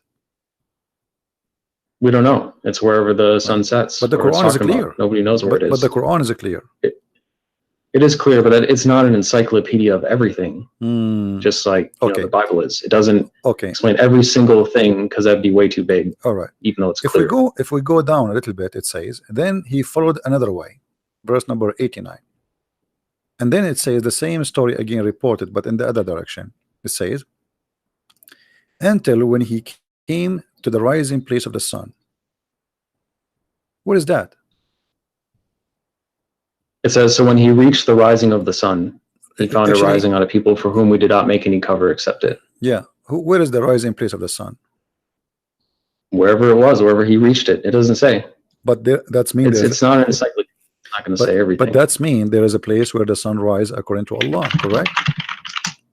Yeah, sunrise is specific location. And that is a specific location, as you said. So, guys, there's a specific location according to Mr. Noor where the sun rises, and that is told by Allah, and this is something nobody knows before, correct? Is that something people know? Again? Is that something people know yeah, before, or something this is new discovery? This is new science. People might have known it. I mean, we don't know how old the Earth actually is or how many civilizations came before us. They may have known that. They may have found it, may have been able to study it better than us. Okay. Now, if we continue the story, he found people there, and then Zulqarnain, he moved, and then he found a group, and those group, they have a problem. There's people or nations, two nations. They are called Gog and Magog. You know the story of Gog and Magog. Okay, so he, they told him to build a dam between them and the people of Gog and Magog. Right. Okay, where are those people? How come we did not find them until now? I mean, it's irrelevant. We don't. Who cares where? It doesn't say. We don't know where that land is. Just like we don't know where Noah's Ark is or anything else. I mean, it'd be nice to know. Yeah, but the Quran is so clear. But we do not know. It is clear. Okay, it just doesn't explain everything. It's so clear. It doesn't have every single piece of knowledge in it, because that would be way too much. So let me ask you about a verse in the Bible then, since you've talked for a long time about the Quran. I've answered lots of questions. Do you agree with Leviticus 20:27 that says that a man or a woman who acts as a medium or fortune teller shall be put to death by stoning, that they have no one but themselves to blame? Do you agree with that? This is the law of Moses. What's wrong with it? You agree with killing fortune tellers by stoning? Well, this is the law of Moses. What's wrong with it? Because that's disgusting. Okay, so what about... Okay, but the Quran say the same. The Quran say the same. It doesn't. It doesn't mention stoning anywhere. Okay, hold on. What verse is that? See, this is why I don't want you to jump, so we can show you related issues. In the Quran it says that anyone who wage war against Allah, he should be crucified, cut his hands, cut his feet, and even Muhammad in the hadith says he put nails in the eyes. Now it doesn't say that in the Quran. Which ayat? It says that, my friend, people fight you if they're trying to kill you. Who is the one? No, this is not about fighting. You see, you told me the Quran is clear. That's not true. Anyone who do wage war against Allah, who is the one who wage war against Allah according to Quran? Which ayat is that? Chapter 5, verse number 33. Okay. Yeah, the recompense of those who fight God and his messenger and seek to make corruption in the land, that they will be killed or crucified, that their hands and feet be cut off from alternate sides, that they be banished from the land. That is disgrace for them in this world and in the hereafter, they will have a great retribution. That is because they're trying to fight God and his messenger. That's people who are attacking you. So now that's not just killing. Now I am attacking the prophet. You understand? I am now attacking. Yeah, if you try to kill us. No. If you try to attack they are not trying to attack the prophet physically. That's what it says. Okay, hold on. It says those who fight. No. Read carefully. The verse after it says, except who repent before they fall into your power. In that case, know that Allah of forgiving, merciful. So if those people they killed, okay, the one who killed should be killed. What repent? You kill people. No, you kill people. If you already start a war with God and his messenger, then so war what? What kind of war? What kind of war? What kind of war? If I speak now against the prophet, I am waging war against Allah. Is that correct? And we're not talking about words. No, we are talking about words. We are talking about words. Fight God and we are talking about words, not necessarily real war. His messenger. Okay. No, okay. Yeah. Okay. We're confusing war between words. Okay. You are saying to me that we don't want to give wrong interpretation for Quran. What interpretation you read, so we can go together and see what this is meant. Exactly what it says. The recompense of those So you who don't fight wanna. God and His So you, messenger. okay. So Don't fight us. so you are It's saying that no, no, simple. no, no. It doesn't say it doesn't fight us, my friend. It doesn't say that. Yes, it does. It says the recompense of those who fight God and His messenger for the third Where? time. Where? Did No, you hear that? Yuharibuna here. It's about, yes, fighting. Fighting is about fighting by what? The prophet said, "I've been ordered to fight and command to kill all mankind, to kill all mankind until they convert." So That's it is not, him. no, that's not what it Okay, says. here we go. If we go, okay, hold In on. Okay, hold on, 219, hold on. Can you take a Christian or a Jew as a friend, or he is always an enemy for you? we can treat them peacefully. That's No, what no, the this is not Quran the teaches, and question. we This should. is not. This is not But the. they can't This be is our not. allies. This is not the question. They can't be our allies. They cannot be your ally. Why? Right. Why? Because we're not allowed to be allies with them. Why? Why? Are you allowed to ally? Because Would you ally with Muslims? why not? Would you ally with Satanists? Because we're not allowed to. With what? With what? It doesn't matter. There's nothing wrong with that. We have nothing against them. We can treat them peacefully. They can live peacefully among us. That's fine. No, we're not going to fight. You cannot treat them peacefully because the chapter Yes, we 9, can. chapter 9, verse 29 says, "Kill the Christians and the Jews until they pay the jizya." No, it doesn't. It does. And also 2:190 says, "And fight in the cause of let us cause read. of God against Let those us read who fight together. you, but do not aggress. God does not love the aggressors." Listen. No. This is the chapter of At-Tawbah came at the end of the Quran. The last thing Muhammad he came with before he died, and he said it clearly. Look, after he attacked and he killed all the enemies of the Arabian Peninsula, go and fight the Christians and the Jews. And the verse in the front of you, fight those. Look, you don't interrupt me, and I won't interrupt you. And we'll get somewhere. But does it say? Does it say fight for what reason in chapter 9, verse 29? Okay, let's look at that first, and then I have one to show you. 5. Which one was it? 9:29. 9:29. Okay. Yeah, so it's under the context of what I was already telling you, under the context of like 2:190, which is fighting the cause of God against those who God does not love the aggressors. What aggressors? He is saying fight those who don't believe in Allah. He's not saying fighting because they are fighting you. Fight those who don't believe in Allah, nor the last day, nor acknowledge, as you see, until they pay the jizya. So if you pay him money, you live. Or what he want from you, either you convert to Islam, or you die, or you pay. No, it's until they pay the reparation. Yeah. So that's a reparation for being jizya, wrong, something done to you, and it's also the context of the entire Quran. Jizya, no, my friend. Your Quran says kutibat alayhimuz zulla. So Allah he made a destiny for them to be humiliated by you. Look what the Quran says. قاتلوهم يعذبهم الله بأيديكم. Fight them, Allah will torture them by your hands. Did he say that? No. That you can interpret it how you, but that's not what I'm teaching as a Muslim. Who are now, you? I've answered your question a lot for the Quran. Who are you to teach? I mean, I'm asking you. Are you Allah? I'm a Muslim. Are you a prophet? No. You okay? The Quran says okay. Yeah, so does the Quran, my friend? Does the Quran says fight them to torture them? Allah torture them by your hands? Yes or no? No, it doesn't. Chapter 9, verse number 14. Read for me.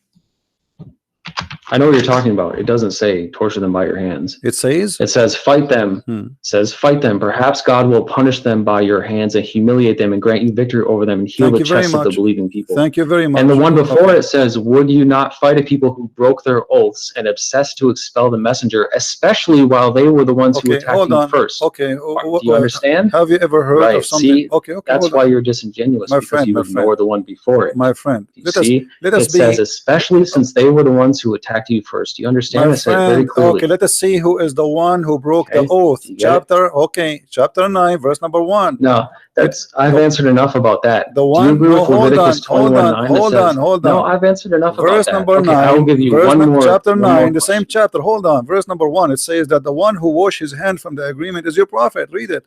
The same chapter, verse number 1. Okay, let me look at it, and then I'm going to ask you from the Bible, because I've answered enough. A revocation is made by God and his messenger to those with whom you have made a pledge from among the polytheists. What's your point? What are you asking? It is him who broke the agreement. It is him who washed his hand from the agreement. And the verse and the verse in chapter 9, verse 29 is not even about the Arab. It's about the Christians. It's not about the people of Quraysh. It's about the Christians who did not fight Muhammad, never fight Muhammad. There's no one. He is a Christian. He did fight Muhammad. Okay, show me the story where the Christians. Okay, hold on. Show me the tribe of the Christians which fought Muhammad and attacked him. It doesn't say Christians. It says polytheists No, who it broke says their oath no. and It attacked him says first. people in the That's book. exactly what it says. No, don't, my friend. Let us be honest. It No, it says doesn't. fight who? People of the book. Does it say that? No, which one? It What do you mean? says Chapter 9, verse number 29. It says fight and kill the people of the book. Either they pay the jizya or they die. No. It says Okay. fight those who do not believe in God or the last day. And the earlier ones, From who? which I From who? just From talked who? about, No, hold it's on. talking about the Don't same jump. people I was just Don't jump. the Don't jump. polytheists who broke the oath and Don't- attacked him don't- first. Don't That's jump. who it's talking about. Don't jump. That's the context. Fight. It doesn't say Fight. Christians. Okay, it says the Christians. Here we go. The It's in one, no, the it's in one the who same is surah. giving the scriptures. You know, no, stop lying, my friend. Everybody is laughing. Okay, okay, I just okay. told you. I am It's in showing, the my same friend. surah. I am showing Islamic translation. Now, all Islamic translation says it clearly that those are the Christians and the Jews. Why you? No, are it doesn't. It doesn't mention Okay, read with Christians me. like I Okay, just read, said. read the screen. Now, Read the that's screen. enough of that. I Read answered it read the clearly, screen. No, like read the 3 screen. times. No. I want to. Do you I wanna agree know, with Leviticus I wanna know. 21:9 My that says friend, a priest's daughter let me- who loses her honor by committing fornication thereby dishonors her father also shall be burned to death? My Do you friend, agree with that in the Bible? the law of Moses is the law of Moses and fit for the time they live in thousands of years ago. It's in the Bible. I agree It's with still in the everything. Bible. I'm making it simple for you. I agree with everything in the Bible for that time. So we agree. So yes.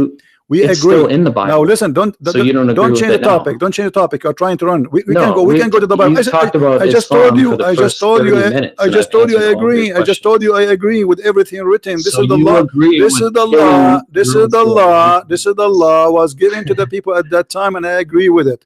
You see, you are. So it's no longer valid. Let me show you. No. Because this is the law of Moses. There's a law given to the But Jews. you're saying that there's a Listen, teaching even in the your God, Bible. hold on, even your God says that this is the law of we give to the Jews. Here we go. The same chapter we are reading from to show you how hypocrite you are. In chapter 9, verse number 28, it says that Allah he gave the order to the Jews if somebody killed an innocent person as if he killed all mankind.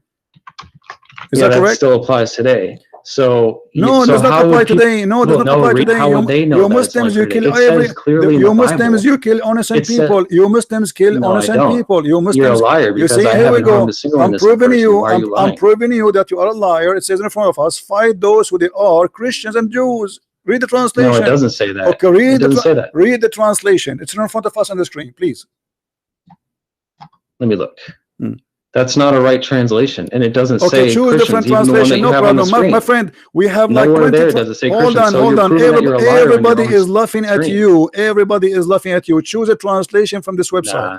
Any The smart people who know what any I'm talking about are translation in laughing this at you. website. Okay, And my thank friend, God my I'm not friend, you. my friend. Hold on. Everybody is laughing. Can you please do me a favor? I'm not your friend. Can you? I'm not friends Sure, with you are not a wicked friend. people. Here we go. You just showed me that Wicked you are a liars. person. You are a Yeah, person. I don't like evil liars like you. You are a who insult me liar. and You are lie a about liar. me. Here we go. Choose a arrogant. translation from the list. Anyone you wish. We have all this list. Look how big. Anyone he agree with you that those are not about the Christians and the Jews. You're showing it on the screen and it doesn't say Christians. That means you're a liar and a hypocrite. It says a So Christian. let's look at the Bible. It says a Christian. How are people And hold supposed to on, and I know? can show you the interpretation Okay, too. I will let you talk. Hold on. Here we go. This is the but interpretation you of need to Ibn stop Kathir. interrupting No, if you hold wanna on, get in- because you are trying to run. This is Ibn Kathir. Why you are lying? Nah, This I'm is still talking. This to you. is Ibn Kathir saying those are the Christians and the Jews, and the Prophet he ordered them to be humiliated, disgraced. No. Why you are lying? Then It's in why- the front of us. Why does your translation not front say of us. Christians or Jews then? No, it says that. Here we go in the front of us. No, it doesn't. What's wrong with you? It says here the word Christian and Jews. It's in front of us on screen. No. And I don't follow that translation either because it's not Okay, what accurate. translation you follow? What translation So you when follow? people Okay, no. read the Bible, You said and to the me, Bible says, you "A said to priest's me, daughter listen, who Abdul, is honored by you said committing fornication and thereby said dishonors to her me, father you also said to shall be me, burnt to you death." said to me, How are they supposed to know that that's supposed to be for the time back then? listen. You You said to agree me, with you said that. to me, you said to me, you believe That's in the pretty monotheism. You believe in the monotheist translation. Can you read for me the verse from that translation? No, you agree that a non-virgin Can you should be read for killed? me? Can you read for me from the translation No, you I've quote from answered me enough from? of that. So You need why to answer about your own now you religion, don't want to otherwise read? you're a I told you hypocrite. I agree with everything in the Old All Testament. you can do is yell, and you My can't answer friend, anything because you know I you're wrong. told you I and you're agree. I cornered. am not That's what ashamed. happens. I am not ashamed of my book. This is my book, fit for them, and this is their time. God gave them a law. Then for the record, so now I'm asking Christian you, Prince, why you are lying, saying this admits, verse is not about the Christians? Why you are lying? So for the record, Christian For Prince the record, admits why you that are he saying, agrees why that you don't read for non-virgins me, Stop why interrupting me. you don't read for me the verses which is in the Quran translation, the one you just read for me from before? Can you give me the link? Okay, hold on. But okay, I'm not guys, gonna let you keep can somebody find me the monotheism translation for the Quran, the one who told me he is reading from? Can somebody post the link? Yeah, Google it. It's pretty easy. I already read it to you as well. Hold on. It says, fight those who do not believe in the God of the last day. It doesn't say in there. Doesn't say from who? Doesn't say from who? It doesn't say from who? It doesn't say Christians. It says hold on, fight those who do not believe in God in the last day. Okay, the monotheist translation. Hold on. Quran. Yes. So for the record, Christian Prince agrees in Leviticus 21:9 that says, a priest's daughter who loses her honor by committing fornication and thereby dishonors her father also shall be burned to death. So he's saying that any priest's daughter who is a non-virgin should be burned to death. He agrees with that. That's pretty evil and disgusting. You see, you are disgusting. How can you say that? How can you agree with that? You are disgusting and you are a liar, because I said that's all you can do is insult me. This is the law. This is the law given to the Jews at their time. This is because the Jews they are very say much. that. Listen. This is the law of Moses. You idiot. Even your God, he says we gave Moses the law and the tablet. You are a liar and you are stupid. Didn't your God, he said that he gave it to Moses? It's so funny that all you can do is did your God says he gave it to Moses? Did your God say he gave it to Moses? Guys, give me the translation for this guy. Let's get him busted live on air. The translation for the monotheist. Can you give me the link? Man, can you give me a link yourself? Can you post a link? Can you post a link for me in Paltalk? Can you post a link for the translation? So are you going to go around and find give me a translation? Can you give me the translation you accept? Stop being a coward. Are you a dangerous? Give me the translation you accept. So if you follow the Bible, are you going to go around to all the churches and find their daughters? No, we don't burn. I mean, that's what it says. This is how stupid you are. It says you who burn. Okay, shall I show you that Ali, he burned people alive just because they are wrong? No, he doesn't do that. So you believe that Jesus is God, right? Shall I show you? Shall I show you your prophet? He was going to order to burn people just because they did not show up for Friday prayer. It's our turn to talk about Christianity. So you see, first of all, you are not talking about Christianity, and you are a liar. You are talking about the Judaism. It's from the Bible. What do you mean? The Bible is a book of books. This is the book of the Jews. Don't you follow the Bible? And this is an order. You follow the. No, we don't follow everything in the Bible. You liar. I will give you an example. I will give you an example. I will give you an example. I will give you an example, a very clear example. In the beginning of the Bible, it says that the man. Follow the entire okay, hold on, and you do say the same. In the hold on. Did the children of Adam have sex with their sisters? Yes or no? Did the children of Adam have sex with their sisters?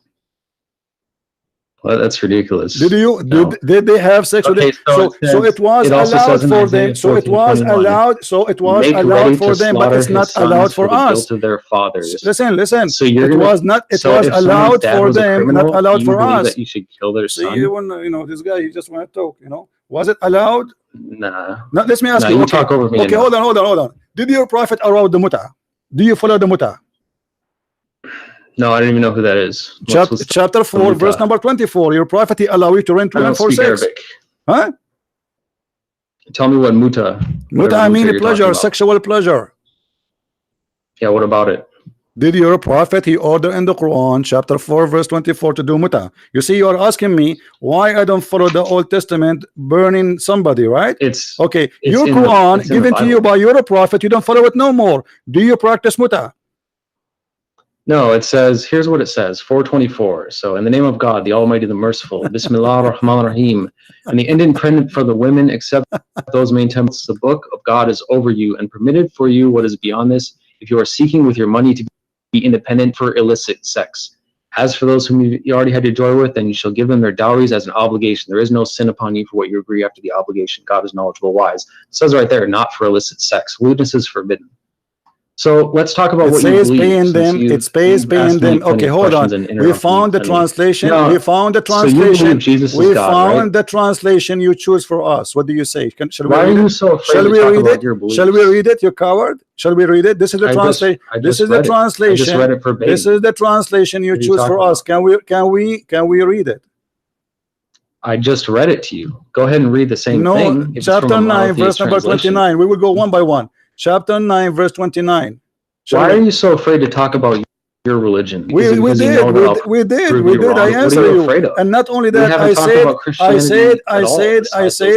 said, I agree. Now let us read together.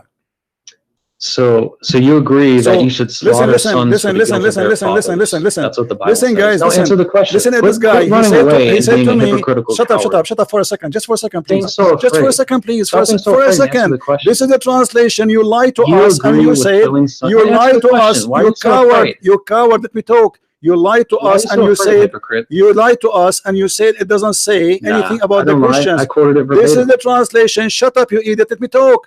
This is the translation you quote for me. It says, giving the book. Who are they, those who are giving the book? And calmly. You coward. You're Who like a is the one 12-year-old. giving the book? Who is A the one little giving the kid book? who has Why to you don't want to read insult. it? You can't even Chapter imagine 9. this little Shut up. loser. What a donkey. Guys, this is the translation he gave us. He said the monotheist translation. It says those who they have given the book. I'm going to call you back and you tell me who is the one who's giving the book. You liar, you coward, you have no dignity. You said it doesn't say there anything. You cut the word the book. Everybody heard you, it's recorded. Here it says, from those the people who they are giving the book, who are they the one giving the book? I will call you back.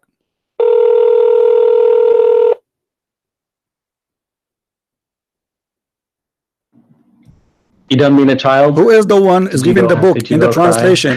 Who is the one is giving the book? You want to have a real, you need to be more, because you don't let me talk. You don't let me talk. Who is the one is giving the book? Answer. Who is the one? You said the verse is not about the Christians. Who is the one giving the book? Explain to us.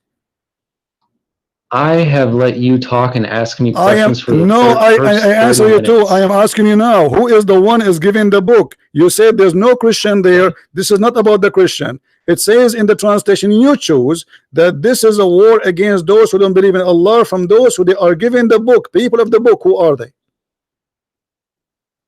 Discussion, like any formal debate. Who are they? Why you don't say, okay, tell me, no problem, we are discussing. Tell me, who is the one? Who are they? Those who they are giving the book according to Islam. You say this is not about the Christian. This is not about the Jews. Either you apologize, you say you were stupid, or you say I was lying, or you say the truth. Okay, who is the one is giving the book? I will answer in a minute, but you need to shut up and learn to have a normal listening. conversation. Go ahead. I'm listening. Go ahead. Who is the one giving the book? In a normal debate, we are not debating. This is not the debate. You are a kid.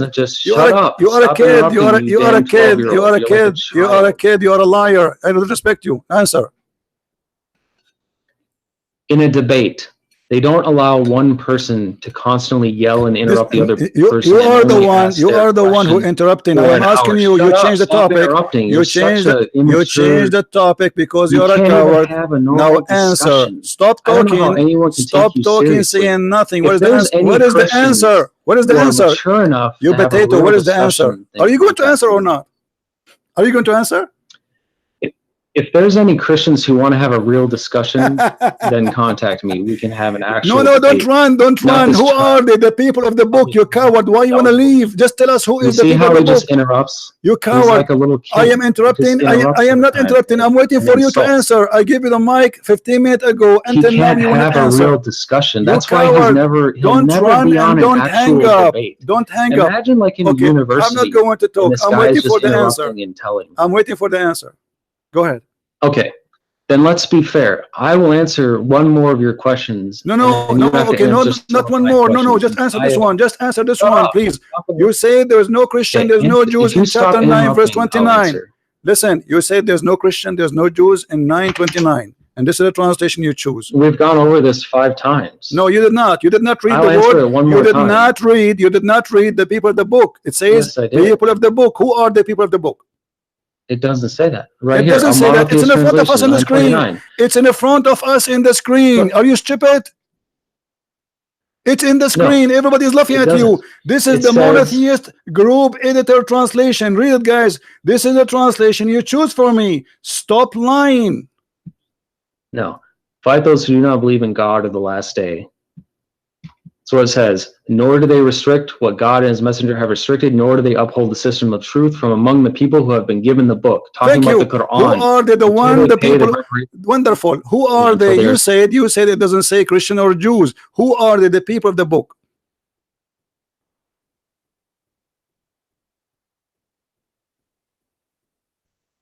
It doesn't say Christian. It's talking about my the system friend. Of who truth. Are they? The people of the book. Give them the who book. Are they? The people of the book. The Hindus, the Buddhists, the atheists. Who are they?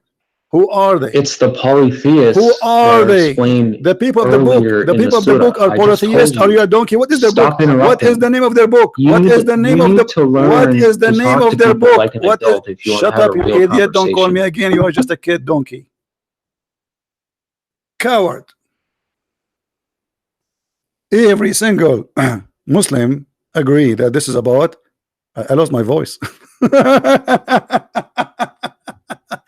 Christian Prince, do you agree with that? I agree with every verse in the Old Testament, and we are not ashamed of it.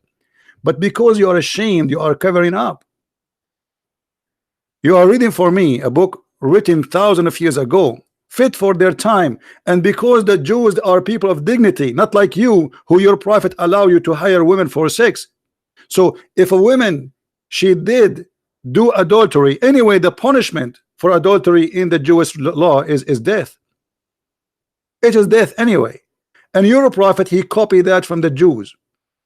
But yet we cannot fight in the Quran. And you coward, you say to me you follow the Quran only. But we cannot find the punishment of adultery in the Quran of stoning. Why? Because the goat ate it. And look, we showed him the translation he chose. He jumped it.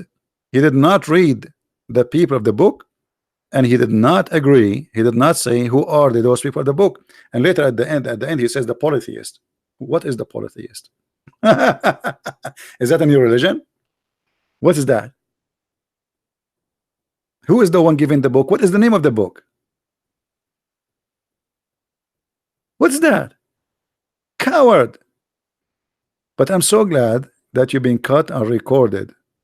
Christian Prince, do you agree with burning? Do you agree with the stoning? Today we don't stone. Obviously we don't do that. What does that mean? That's mean that this was fit for that time. Even Jesus in his time, he said to them, to the women who the Jews, they were going to stone her, he said, I don't judge you too, and he let her free. Jesus said, it's been said to you, but I say to you, which means there is something being said to the Jews, and there is something being said to us, including the Jews too, who follow the Messiah. You are silly and you are stupid. The children of Adam, they used to have sex with their sister. Can we do that? It was allowed for a reason, for a time. But you Muslims, you are ashamed of your book. But the most amazing thing that this person who is opening Google and try to ask me questions about the Bible, he said amazing answers, like the sun set in the murky water, and the sun, yes, every day goes from the east to the west, agreeing with the Quran and claiming that this is what is right. You might agree, disagree about the Bible, but to be honest, always about the Old Testament, we have to compare how people used to live thousands of years ago. When the Jews, they have a law, other nations, they used to eat each other alive. Actually, not long time ago, Christianity come to many nations, and those nations used to eat people alive. They cook them, they eat them.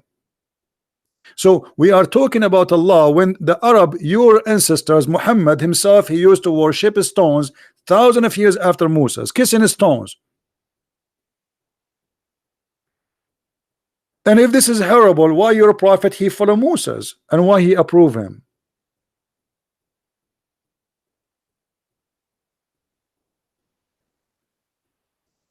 You see what happened always, you will see somebody, he will come in the year 2019. He says, look what it says here.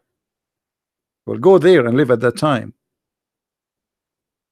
At that time, everybody lived by the sword and died by the sword.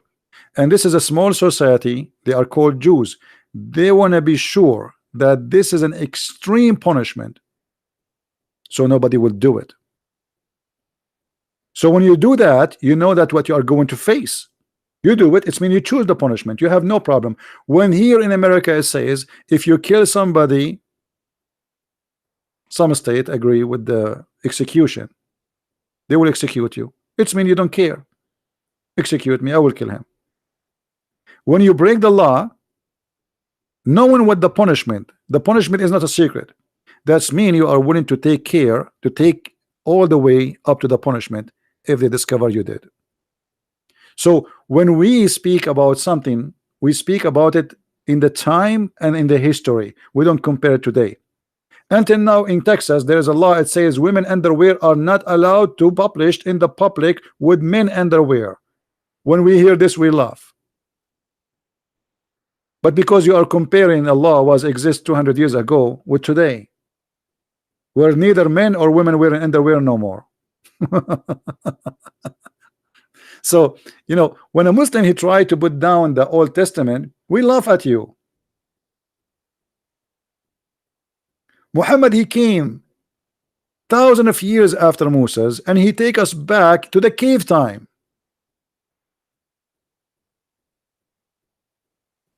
And the proof, it is you who said that the sun set in a murky water. That is beyond the cave time. And look here at the Prophet Muhammad, who is supposedly a prophet of God. He says that if a woman they are lesbian, we jail them until they die. Do you agree with jailing women who they are lesbian until they die? What, you will say no, or you will say yes, or you are a hypocrite? The law of Moses is the law of Moses. Now this is your law. And if somebody is a gay, we beat him with sandals. And here you see how the God of Islam is discriminating between men having sex together and women having sex together. If a man have sex with a man, we beat him with sandal, and if he repent, we let him go. But if a woman having sex with the women, we jail them until they die. What kind of justice is that? Why the punishment for women she is being lesbian is jail until they die, but if a man is being a gay, he repent, and the punishment maximum, you beat him with sandal. You beat a gay with a sandal, he get excited.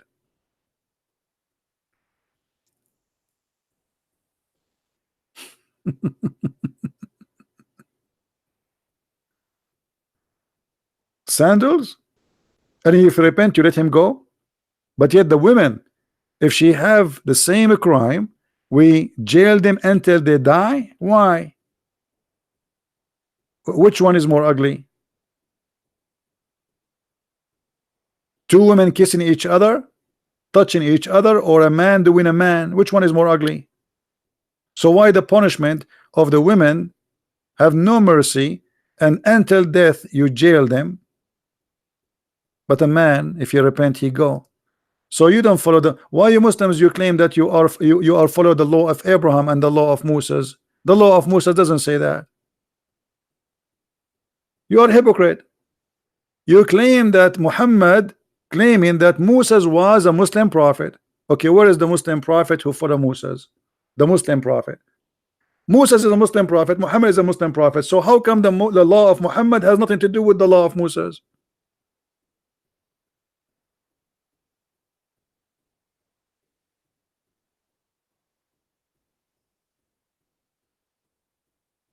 And you notice like how he keeps shouting, talking, he will not answer. I said to you, I agree with everything in the Bible. I agree with everything. Those things fit perfectly for that time. At that time, people don't have even law. People, people live by the sword and die by the sword. Israel, the whole nation, been taken as slaves. The whole nation, not 100, 200. They grab them all as if they are goats. Have you ever heard of such a thing? So you want to compare people who live 3,000 years ago with people who live 3,000 years ago. Not you come today where women they go in the beach and they are almost wearing nothing.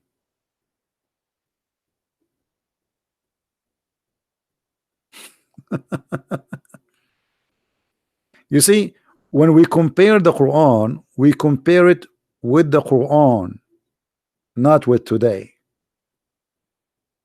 We prove Islam to be false at the time of Muhammad, not necessarily today. Hypocrisy. And look, he said to me, I don't believe in the hadith. But isn't it the Quran said that you have to obey the Prophet in order to obey Allah? How you don't believe in the hadith? You are a hypocrite. But I believe he said to me that so he will avoid showing him the hadith. He will say to himself, okay, I will say to him I don't believe in the hadith, and that will cut any try from him to get me busted from the hadith. I will say I don't believe in the hadith. That's it, it's gone. But the Quran written in the same time, there's nobody have the Quran. Actually, nobody have the book of Al-Bukhari. Al-Bukhari does not exist. Nobody have the book of Sahih Muslim. Does not exist. Nobody. Those books are not printed. This is somebody claimed that this is what Al-Bukhari said. Same for the Quran. We don't have the Quran. Nobody have the Quran. All the Qurans they have is written centuries after Muhammad. It's coming from his recitation. Even the official Quran, which is printed by Saudi Arabia, in the first page it says that this Quran is according to the recitation of Muhammad. Recitation. Because there's no book.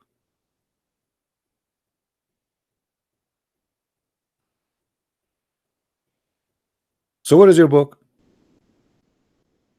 And not only that, Muhammad himself, he said that the one who obey the messenger, he obey Allah. You say I don't believe in the hadith. That's mean the Quran proven to us to be short of logic, because now how we can obey the Prophet if we don't receive the word of the Prophet? Correct, guys? If I'm a Muslim, God forbid, and I want to obey the messenger, how I can obey the messenger if I did not get the words of the messengers? Because the Quran says I have to obey the messenger, and by obeying the messenger I obey Allah, because Muhammad is more important than Allah. Okay, I want to obey the messenger. What is the word of the messenger? The Quran is the word of Allah, supposedly. So how you lie to us and you say I am not going to accept the hadith? How we can obey Allah messenger without the hadith?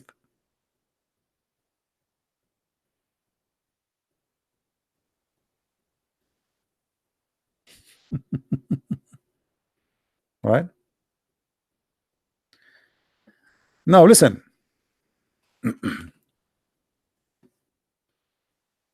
I want every one of you to copy this video, especially since we start talking, and let everybody laugh at this cult who believe that the sun set in the murky water, and this guy trying to convince us that the sun is so small. Actually, you know what? I'm going to replay it. Hold on. I don't know how long ago he called me, because this is fun. When he started talking, by the way, I thought he is like I mean, he's being funny or something, you know, but this guy is serious. This guy is serious. He's very serious.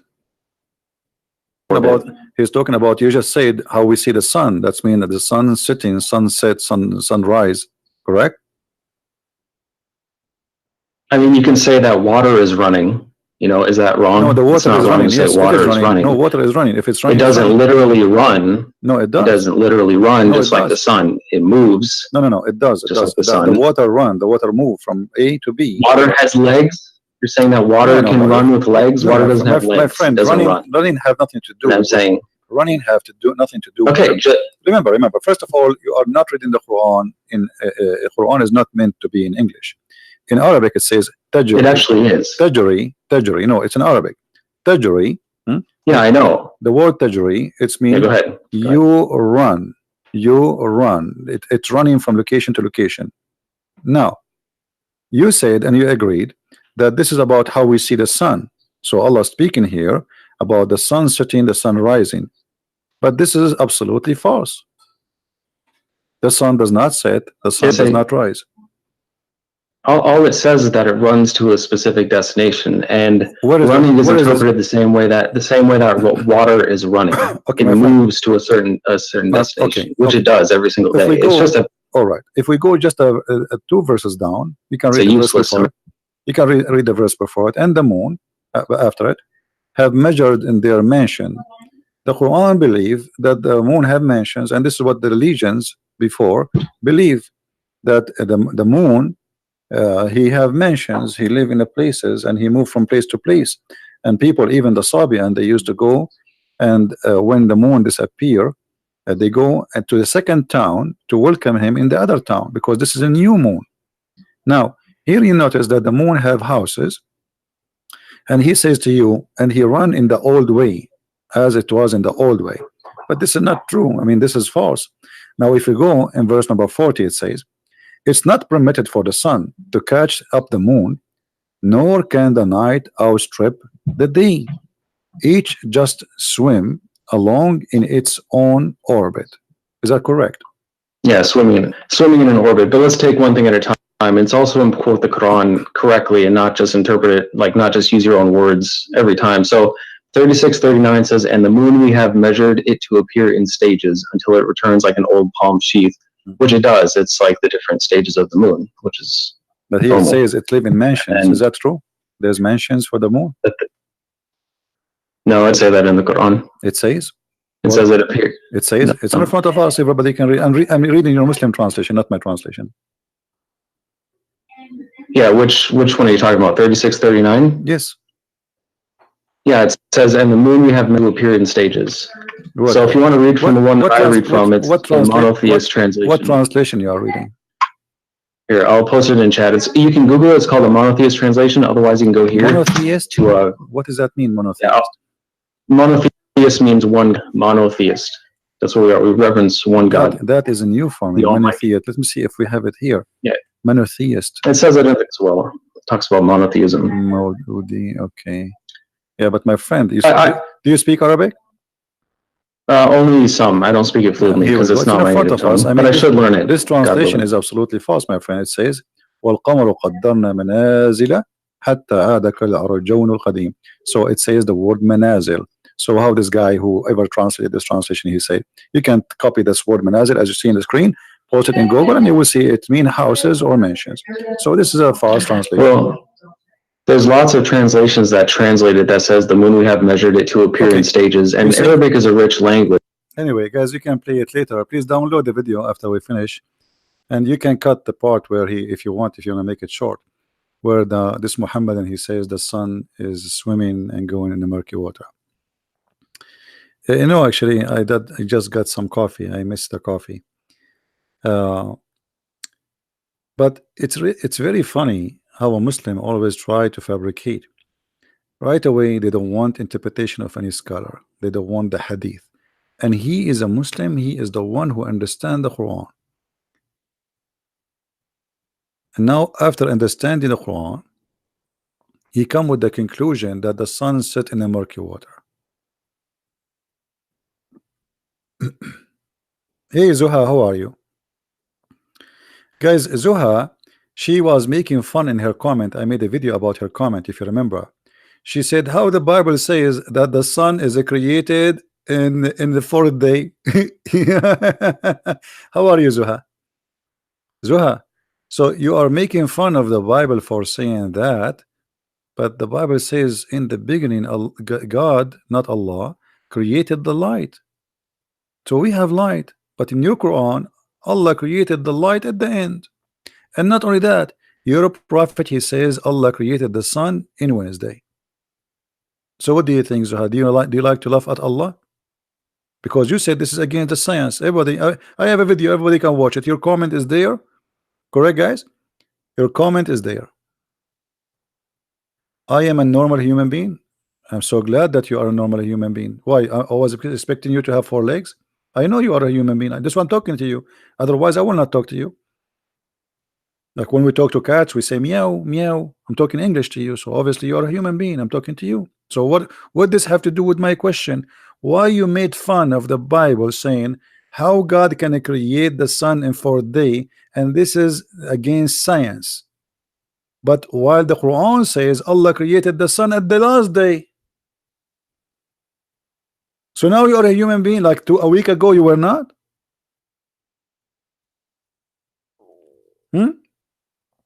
Isn't it? This is Quran, your Quran. Let us go to the Quran. This is your Quran, not my Quran. It says that Allah, the last thing He created, it was the lamps. The last thing after He finished everything, the human, the animals, everything. So what we will do now, Zuha? What do you think? Chapter 41, verse number 10. Allah He create, number 9 actually. He created the earth in 2 days. And then in 4 days, He put mountains on the top of the earth. Allah, He imported mountains from Home Depot. He brought the trucks, and then He placed the mountains in the top of the earth. Okay. And then He created the grass and the trees and everything, as you see. And then after that, He went to the sky. And the sky was totally smoke. There's nothing there. Nothing. Smoke. Nothing. And then He completed them as 7 heavens. All right. And then He created the lights only in the lowest heaven. This is the last thing Allah He did. Do you see it? The last thing Allah did, He created the day and the night according to this verse. So what do you think, Zuha? Are you going to leave Islam now?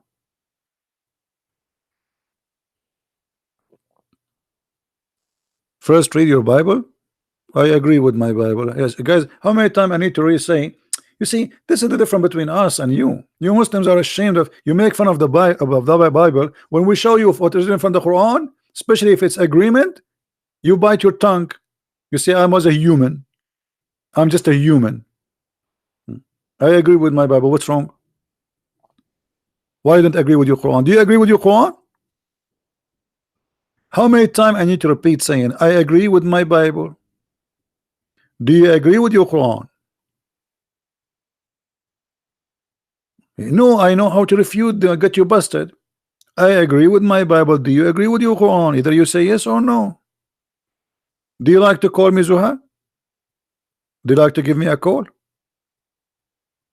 Call me, and you can read for me from the Bible, by the way. No problem. I like it. But obviously you don't want us to read your Quran. That's why you're upset. And you pause for us, read the book of Judges. Okay, what is the book of Judges in the Quran? Why we don't have it? How come the Jews they have it, you don't have it? Where is the Psalm? Where is the book of Moses in the Quran?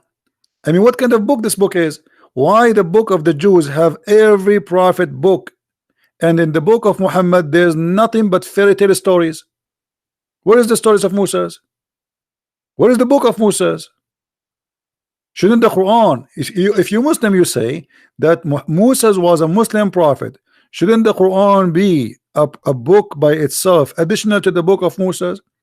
You say to us that Isa was a Muslim prophet, shouldn't the Quran be additional book to the book of Isa? Where is the book of Isa? Islam religion is like an orphan religion. It is an orphan. There's no daddy, there's no mommy, there's no books, there's no reference, there's no witnesses, nothing. There's no manuscript. Where is the Quran itself? Where is the Quran? Who is a Muslim want to show me the Quran? There's no Quran. Even you Muslims, you say to us that Uthman, he burned all the Quran. Why Uthman burning the Quran? He have Islamophobia? Why Uthman did that? I think Uthman was the first Islamophobia. Shame on you, Uthman. Uthman, the caliphate, was Islamophobia, burning the Quran. Stupid. I don't agree with burning the Quran. Why you want to burn it? Let us read it and love. But obviously Uthman was Islamophobia. Anyone can tell me why Uthman he burned the Quran? I will tell you why. The only reasons even though I'm not there, that the other Quran are not the same. He wanted to unite the Quran because there's many books, they are different. Otherwise, why he want to burn the Quran? Imagine I have 1 billion copy of the Bible. Why I want to burn it?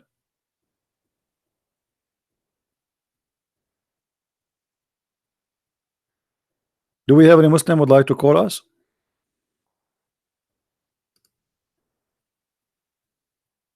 And by the way, the verse we see in front of us on the screen, chapter 41, verse number 12 and 10 and 9, 11, it's total contradiction for chapter 79, because in chapter 79 Allah created the heaven first and then he finished the earth.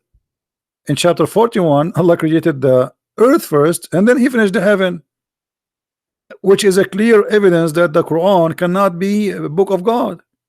I mean, this is the most simple way to see how silly the Quran is. Have you ever heard of a God who don't remember the order of his creation?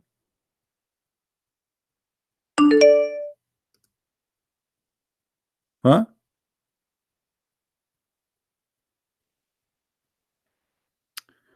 Hey, somebody saying to me,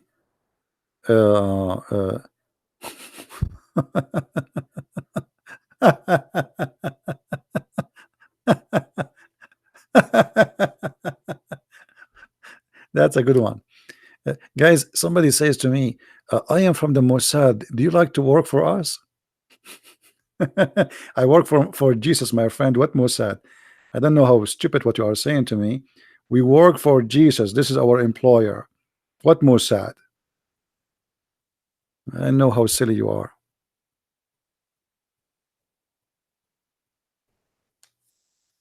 And what I would do for you? Huh? What I would do for you? I want to work for the Saudi Arabia Mossad. They pay better. What's silly?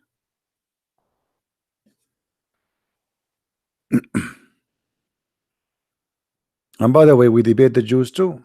I have many videos getting many Jews busted. So what do you want me to work for? I get a lot of Jews busted. If you bring me Netanyahu here, I will spank him.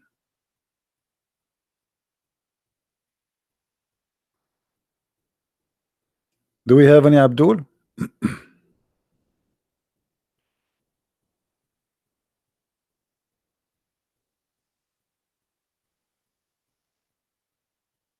Anyone? Yeah, you know, we don't take a side. I mean, anyone who is wrong, he's wrong. That's it. I made many videos, you know, rabbi, even Christian minister, Protestant, Catholic, I don't care. You say something wrong, I'm against you. It doesn't matter who you are. And the Jews, they will not be saved unless they accept the Messiah. They are not better than the Muslims. There's no salvation but by the Messiah. As simple as that. Yes, you believe in the same God. Yes, you believe in the Old Testament. But I believe strongly that there's no salvation but by Christ himself.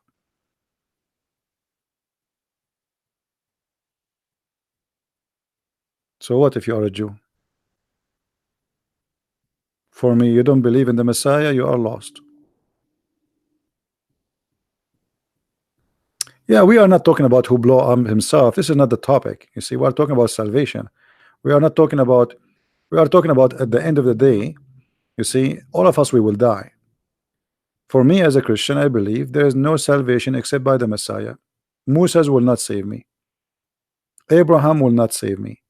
Nobody will save me. There's one name only can save me. As simple as that. This is what Christianity is about. I am the door. I am the truth. I am the resurrection. And yet the Muslims, they say to us, where Jesus says, I am God, worship me. That's a good one, isn't it? I am the life. I mean, even by the way, Allah, he tried to copy the name of Jesus, which means Muhammad. So Allah, he can't call himself the resurrector. That is Jesus. Allah resurrect nobody. Show me where Allah, he was able to resurrect even a chicken. Stories, no witnesses for anything. Even the Quran says it clearly. that Allah He refrained from sending miracles. Have you ever heard of a God He refrained? Why? Are you from the yellow vest in France? What do you want? You want less tax? God always make miracle. He's a miracle. Whatever He do, it's a miracle. Whatever God He do, it is a miracle. So how God, who is a miracle, He cannot do miracles no more, and He says we refrain? That's an excuse. You refrain?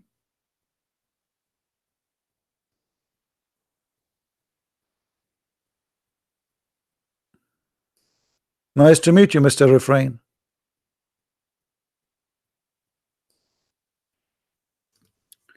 And when the Muslims they say that the Prophet of Allah have a miracle, what is that? Marrying a child, she is 6 years old.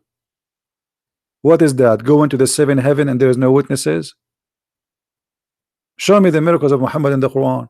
They say to you, the moon, brother, the moon, split the moon. The Quran never says Muhammad split the moon. The Quran says the judgment is near and the moon split. As of Allah, have nothing to do with it. Guys, if I say the judgment day is near and the hurricane came, does that mean I am the one who made the hurricane? No. Obviously it's not me, because if I am Allah and I am saying that to you, then there is no way I will say the judgment is near and the moon split. I should say the judgment day is near and I split the moon. Correct? I split the moon. You don't tell me the moon split. And by the way, the statement alone is a proof that Muhammad is a false prophet. He saw an eclipse and he believed that the moon split.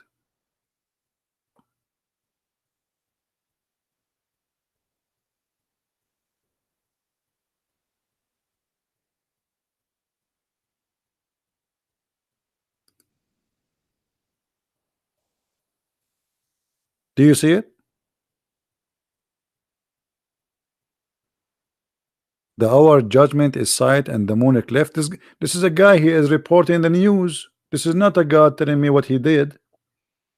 Okay, guys, the thunder is in the sky and the rain is coming. Oh, but I did not say I am the one who made the thunder. Neither I am the one who sent the rain.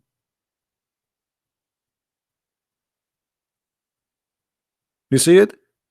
This is the miracle they claim, and this miracle proven to us that Islam is to be false. Because if Muhammad making a prophecy according to his God, he is saying the judgment day is near, but this is 1400 years ago, and the judgment day is not until now. It's not here. And how the moon split? Where? Okay, did we glue it together again? Hey, by the way, yesterday I bought a crazy glue. Do you think Allah he used a crazy glue at that time?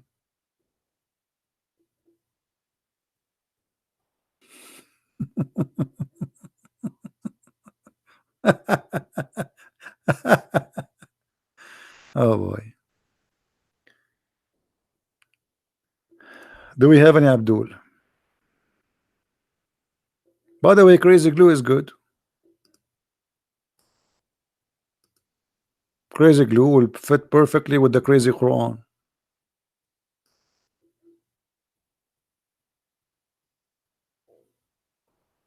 Because you have to be crazy to believe that the moon split asunder.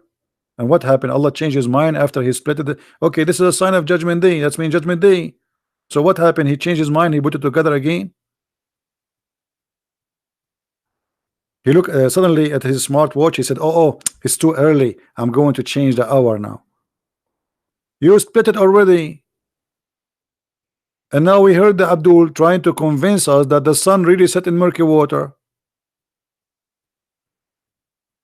And look, I said to him murky water. He says no, not murky water, hot water. Supposedly, like, I mean, it make a difference, by the way.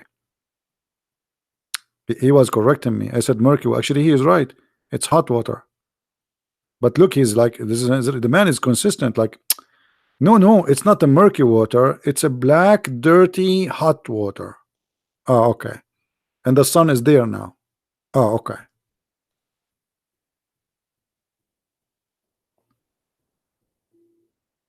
And then they go and they quote for you from the Old Testament, says, do you agree with this? I agree with every single word in the Old Testament. We are not like you, ashamed of our book. Why I will not agree? This is why we call it the holy book. Otherwise, why we call it holy book? Why we have it as our book? There's a law was given to people who they live in a time, and that is their law. And this is why Jesus he complete the law, he fulfilled the law. I did not came to destroy, I came to complete. So the law was not perfected yet, and the Messiah he perfected the law. So people before the Messiah was living by the law. People after the Messiah, they are living by the grace of God.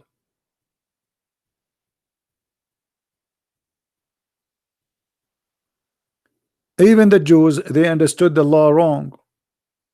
When Jesus he do something in a Saturday, in Sabbath, helping somebody, the Jews they say, why, what are you doing? This is Sabbath. So what Jesus said to them? Sabbath was made for the man, not the man made for Sabbath.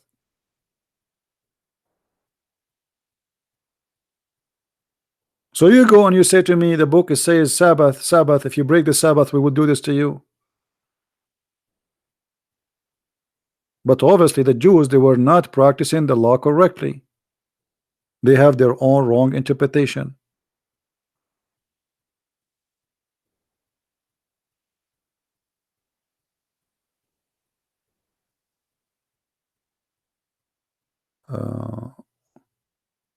Yeah, this is not a verse, my friend. The verse about if Muhammad he like a woman, her husband must divorce her, is not a verse. This is in the interpretation.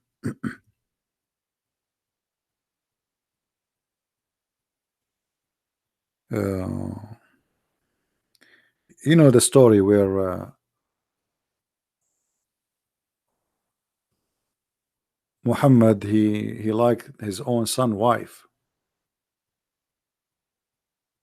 Let me show you the interpretation.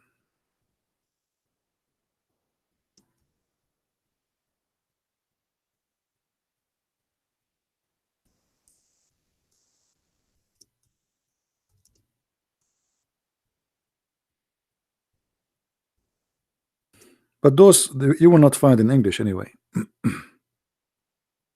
Just to let you know. And I don't think ever the Muslims will translate. But you can get my books, Sex and Allah, and you will be able to read. Let me first give you the link, but this is in Arabic. This is in Arabic. But what you can do, you can open with Google and you can translate the whole page.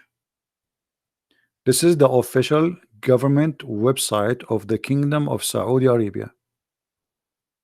This is official website of the Kingdom of Saudi Arabia. I posted the link for you. So what you can do, you can translate. Let me show you where it's going to appear. But maybe in the translation it will be different.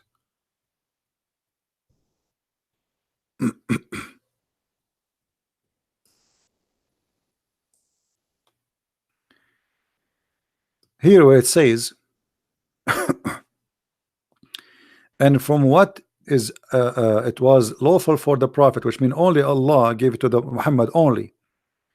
The first, the best of the booty. Muhammad, he will get the biggest TV in the booty. We attack a house, I take the best of it. Allah made for him an order alone. Then number two, to take the fifth from the booty. Number three, the prayer. Number four, to have increase of number of wives.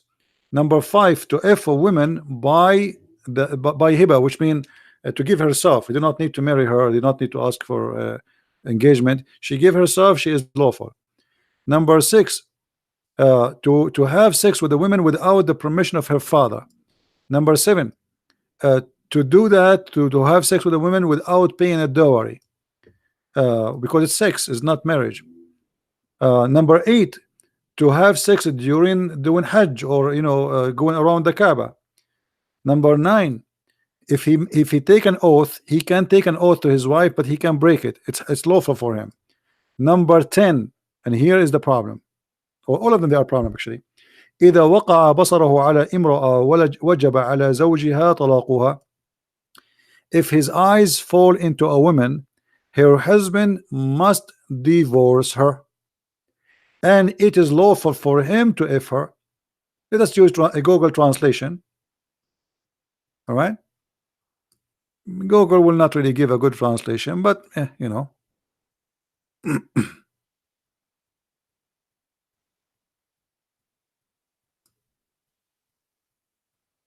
All right.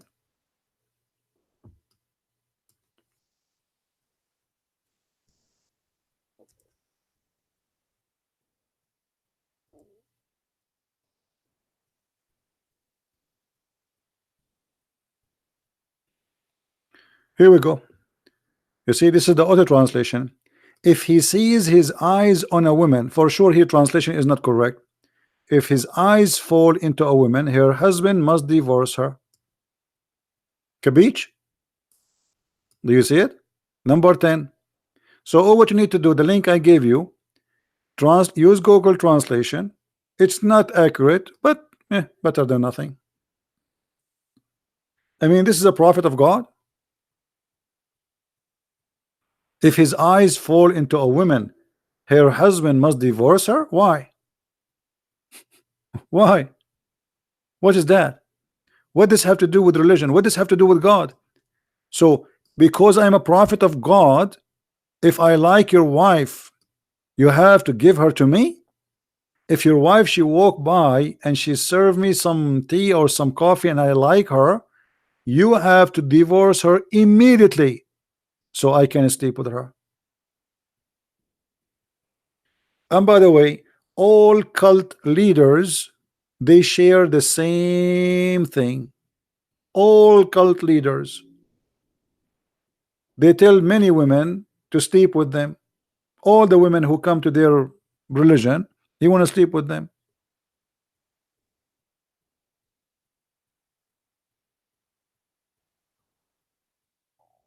And you see, this is the Islamic official government website of the Kingdom of Saudi Arabia. Let me post the link again. You can open it with Google. Be sure you open it with Google, so you can click and do Google translation to the language you speak. I don't know which language you have, and right away you go to number 10.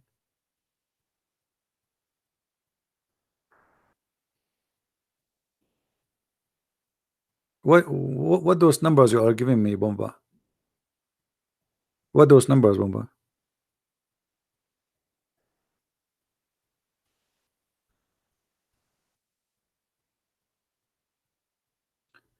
Any Muslim?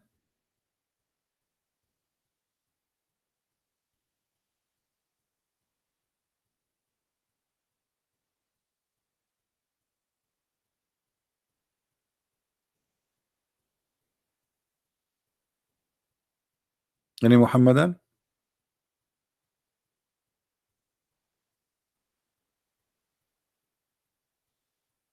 Call Abbas. Abbas is driving. Abbas is driving, and he's a prophet. He goes to the heaven, he come back, nobody see him. Even his wife, she was asleep. By the way, yesterday, what happened to the prophet happened to me. 3 angels, they come to me, and they cut my chest from here to here. Actually, to there. No, not to here. Like, you know, maybe a foot later. Yeah, there. Yeah, they cut my foot. You know, they cut me from here to here.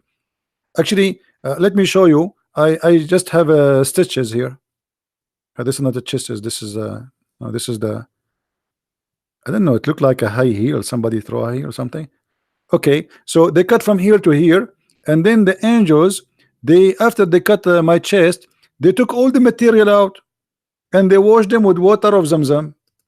And if you don't believe me, I have witnesses.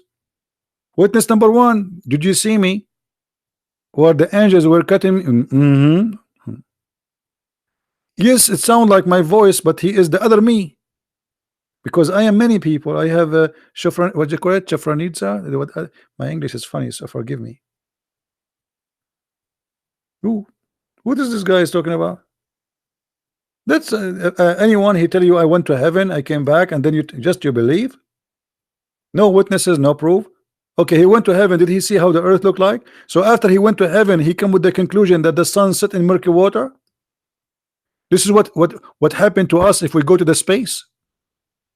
And by the way, why the angels they cut his chest and they wash it with the material in his chest with Zamzam? What does that mean? I mean, what about wash it with the Ariel? There's many good detergent exist in the market, and they are really good. I mean, angel sent by Allah, and he took all his material in his belly. What does have to do with going to the heaven?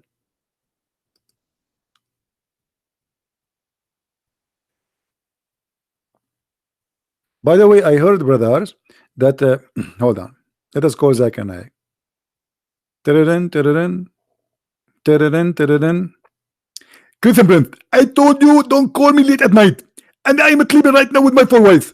But brother Zach and I, we have a very urgent question, and we need the answer immediately.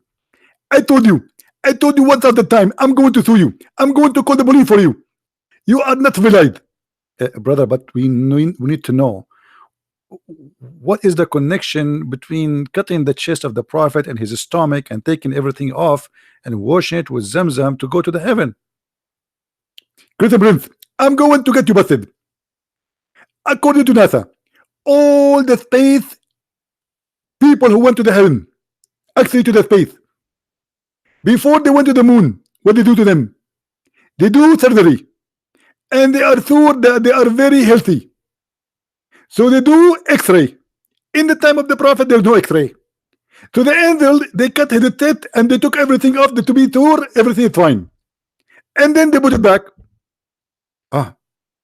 So because they want to be sure that he is healthy because he will go to the space? Absolutely. And I think now I get you busted. Well, I have to agree. I mean, your answers, by the way, is amazing. Amazing how fast you make those answers. I told you, I'm smarter than you, and I am more sexy than you, and I know it. And don't call me again. Hello. He hang up. Anyone knows what the point?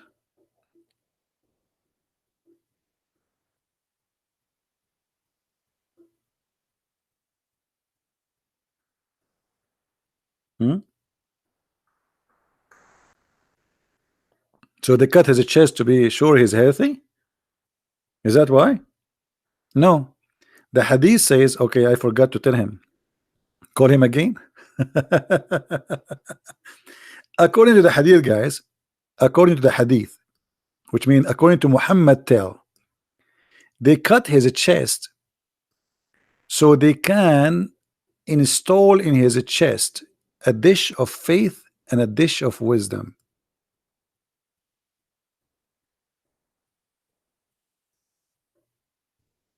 Let us find the hadith. Have you ever heard of a religion like this? God, he make his prophet surgery, plastic surgery, to install a dish of faith and dish of wisdom. If you don't believe me, here we go. This is the hadith in front of you, and this is Sahih al-Bukhari. So you cannot say it's weak, it's strong, it's whatever, fat, you know. Here we go. 3 angels they came, and one of the angels said to the other angel, "What?" Okay, the story, and then it says, they took him and they carried him and they placed him beside a well of Zamzam. From among them, Jibril, one of the 3 angels are Jibril. He took a charge of him, which means Muhammad. Jibril cut open the part of his body between his throat to his belly, not his chest. And then he took all the material off.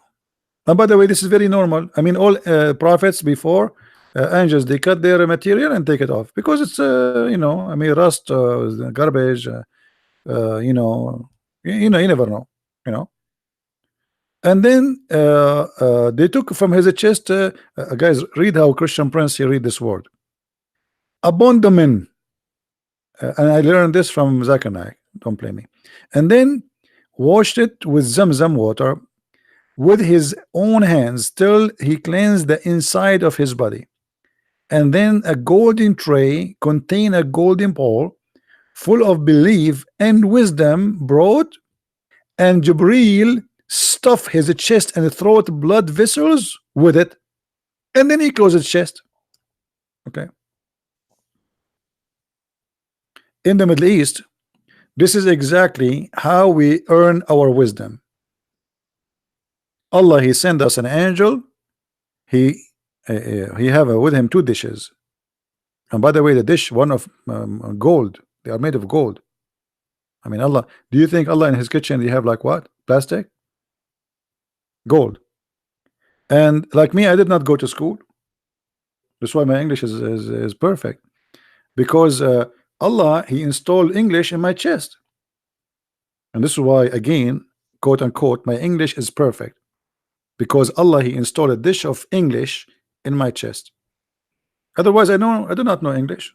Like I woke up after the surgery, I start saying hello, it's me you are looking for, you know.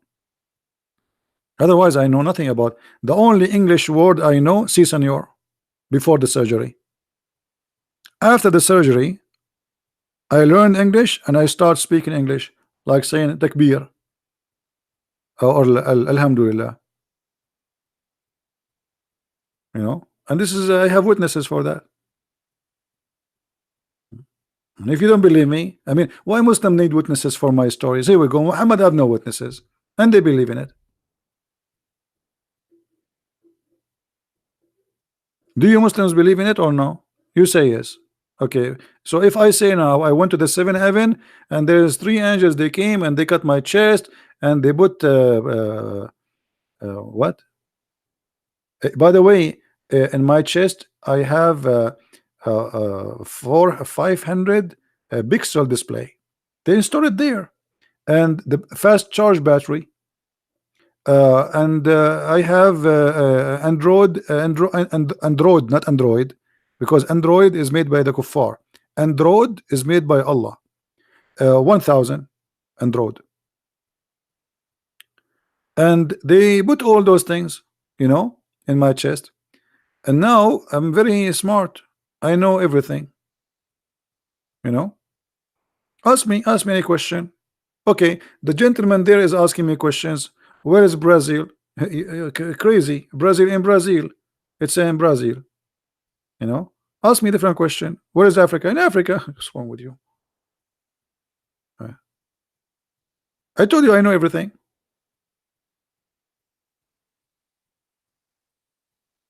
Yeah, and I know things you do not know. As an example, I have a cat. Her name is Susu. Do you know the name of my cat? You don't. I know it. That's proof that I am God. Worship me. This is what Allah he did with his angels.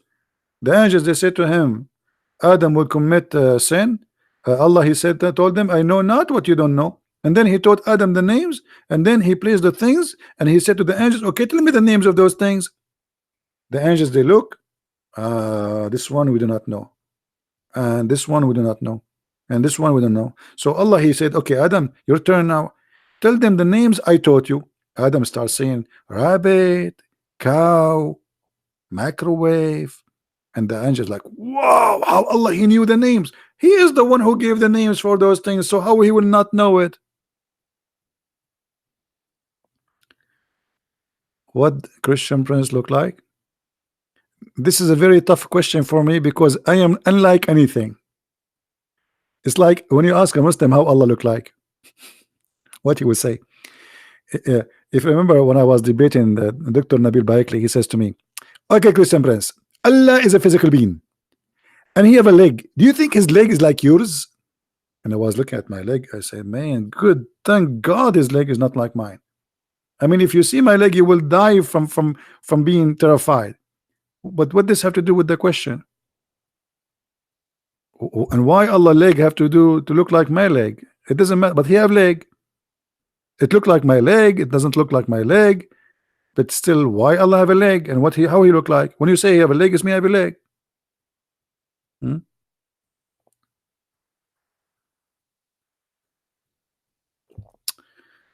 Anyway, Do we have any Abdul?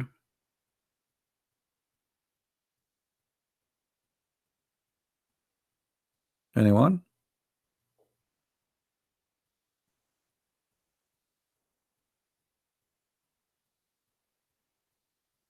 Actually, I'm afraid that one day the atheist will use how I look like against us as a Christians to prove that we are coming from the ape. That's why I don't open my camera, brother. I'm not handsome like the Prophet Muhammad. There's a video, a guy, he described how the Prophet looked like. I don't know if how many of you watch it. If you watch it, you will die laughing.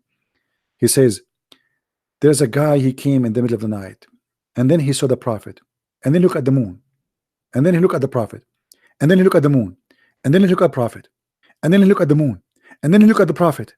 And the guy is like, he is very emotional when he's talking in the video. Let me do it the same. He do it. He came, and the Prophet was coming, and there's a background music, like, very, very sincere music. And he saw the Prophet, and he saw the moon, and he looked at the moon, and he looked at the prophets, and he looked at the moon, and he looked at the Prophet, and he looked at the moon, and he looked at the Prophet, and he looked at the moon, and he looked at the Prophet. Come on, are we going to stay the whole night saying that? Conclusion: the Prophet is whiter than the moon.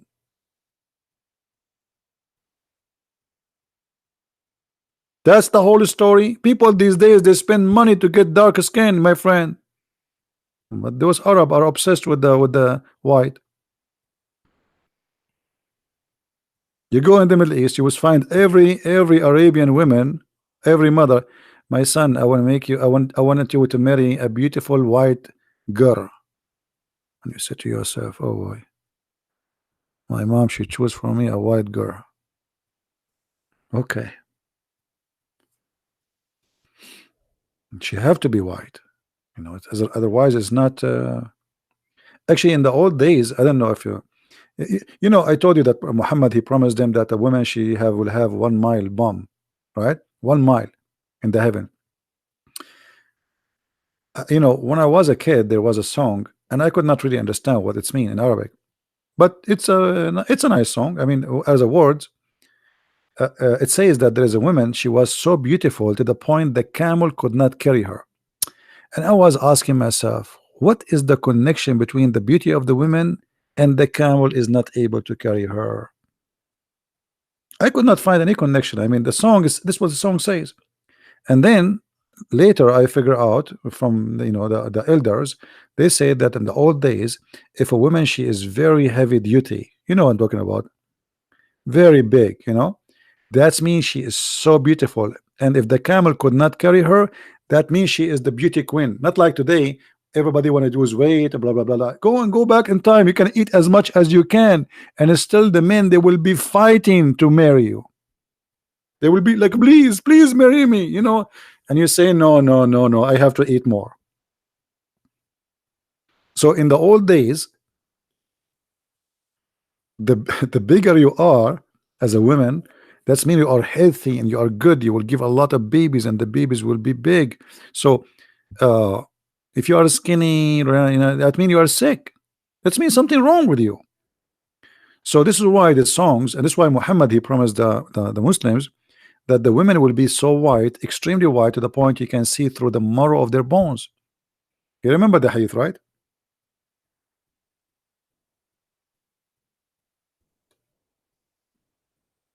You see it?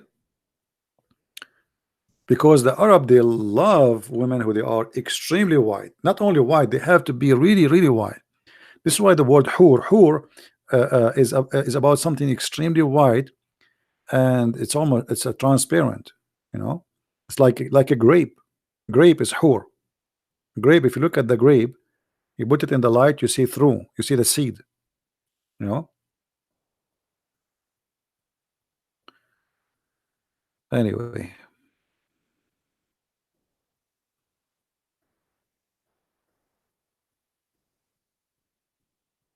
All right, I think we are done for today. I know that we have 966 people. What? Why we have 966 people? Only 776 they like my video. 13 Muslims did not like it. Why? How sad. How sad. Guys, what do you think if I have a TV station, big one, and I'm doing every day a show? How many millions will watch it? And how many people will sue me for dying laughing?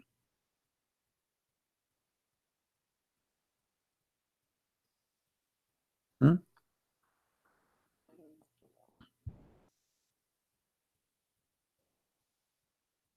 Unbelievable. You will destroy me in a debate? Can't you destroy me without a debate, please? Why only in the debate, Solomon? Do you like to call me Solomon?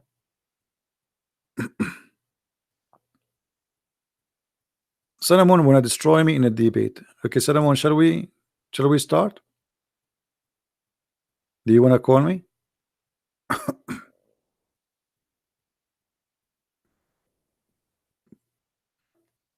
Or maybe you are just trying your keyboard. It's a new keyboard. Is that the case why you said that? Is that why you said that? Because I know there's many Muslims they say things to me they don't mean. It's a keyboard thing, like they're trying it. It's a new keyboard. Actually, to be honest with you, since I bought crazy glue yesterday, I am not worried about you calling me because I will glue myself together. I'm not really worried anymore. And I get it for $2 from Walmart. You know, I ask a lady there where I can find the glue. She held me from my hand and took me as if I'm a kid. Why is that? I was like, where are you taking me? Maybe because I'm so short. I think she thought I am Aisha or something.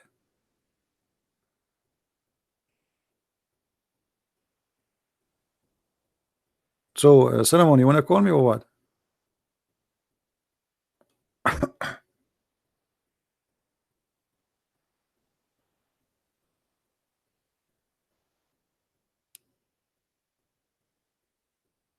Look like he will not call me. I think he was just practicing shouting. Or maybe he have his girlfriend watching the chat and he want to show her how good he is. But you know that we have to admit, the guy who called us an hour ago, he was the best. I mean, I never like how much I have, how many thousand Muslims I spoke to, tens of thousands. The guy today was unique. We have to admit. Don't forget to download the video and cut that part when he is talking to me about the sunset, please. And remember, this video will not stay for long, so in a few hours from now we will take it down. And by the way, yeah, Noor, uh, if you are posting in your channel my videos and they flag your videos and they delete your channel, always make many channels. Some of them are activated, some they are not, let us say. So when you lose one, just give me a link, we post it here for you and people will subscribe. Very easy, right? Very simple. Don't worry about it. Because he said things as I mean, like he start line at the end about killing, but in the beginning he was saying yes, the sun set in the murky water and the sun move, and so it was usually Muslims they try to hide that. What is that currency? My brother Jesus save me. 100 nuke. Are you nuking me with 100? Oh boy. Guys, I just received 100 nuke. What is the currency of nuke? What is that?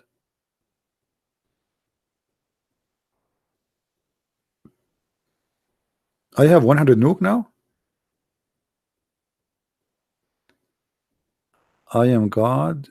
To you answer the question that is distinct between. I am God. You are God, Solomon.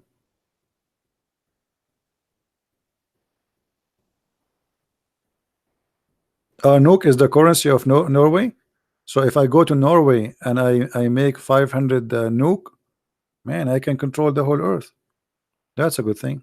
Thank you, my friend, for all the nuke you gave us.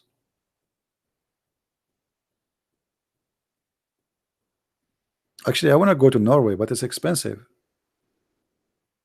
I mean, the currency of that country will nuke me in the ground before I buy a sandwich there. I will take the first flight and go back. I saw once a video YouTube. He was talking. He bought a sandwich. How much it cost him? It's so expensive. So your nuke will nuke us down if we go to. I will be homeless there.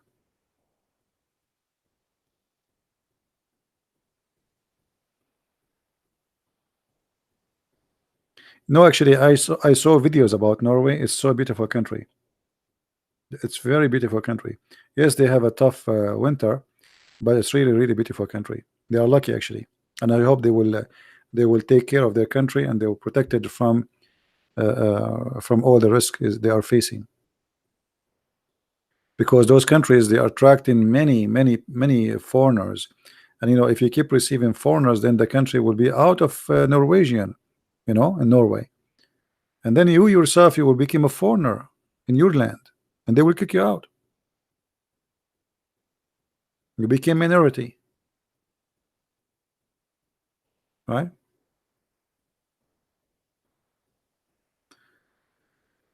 Anyway, I think we have enough for today. Please don't forget to download the video right after we finish. It might take maybe 20 minutes for it to be ready, but specifically the part where we spoke with this guy, please download and share it with your friend.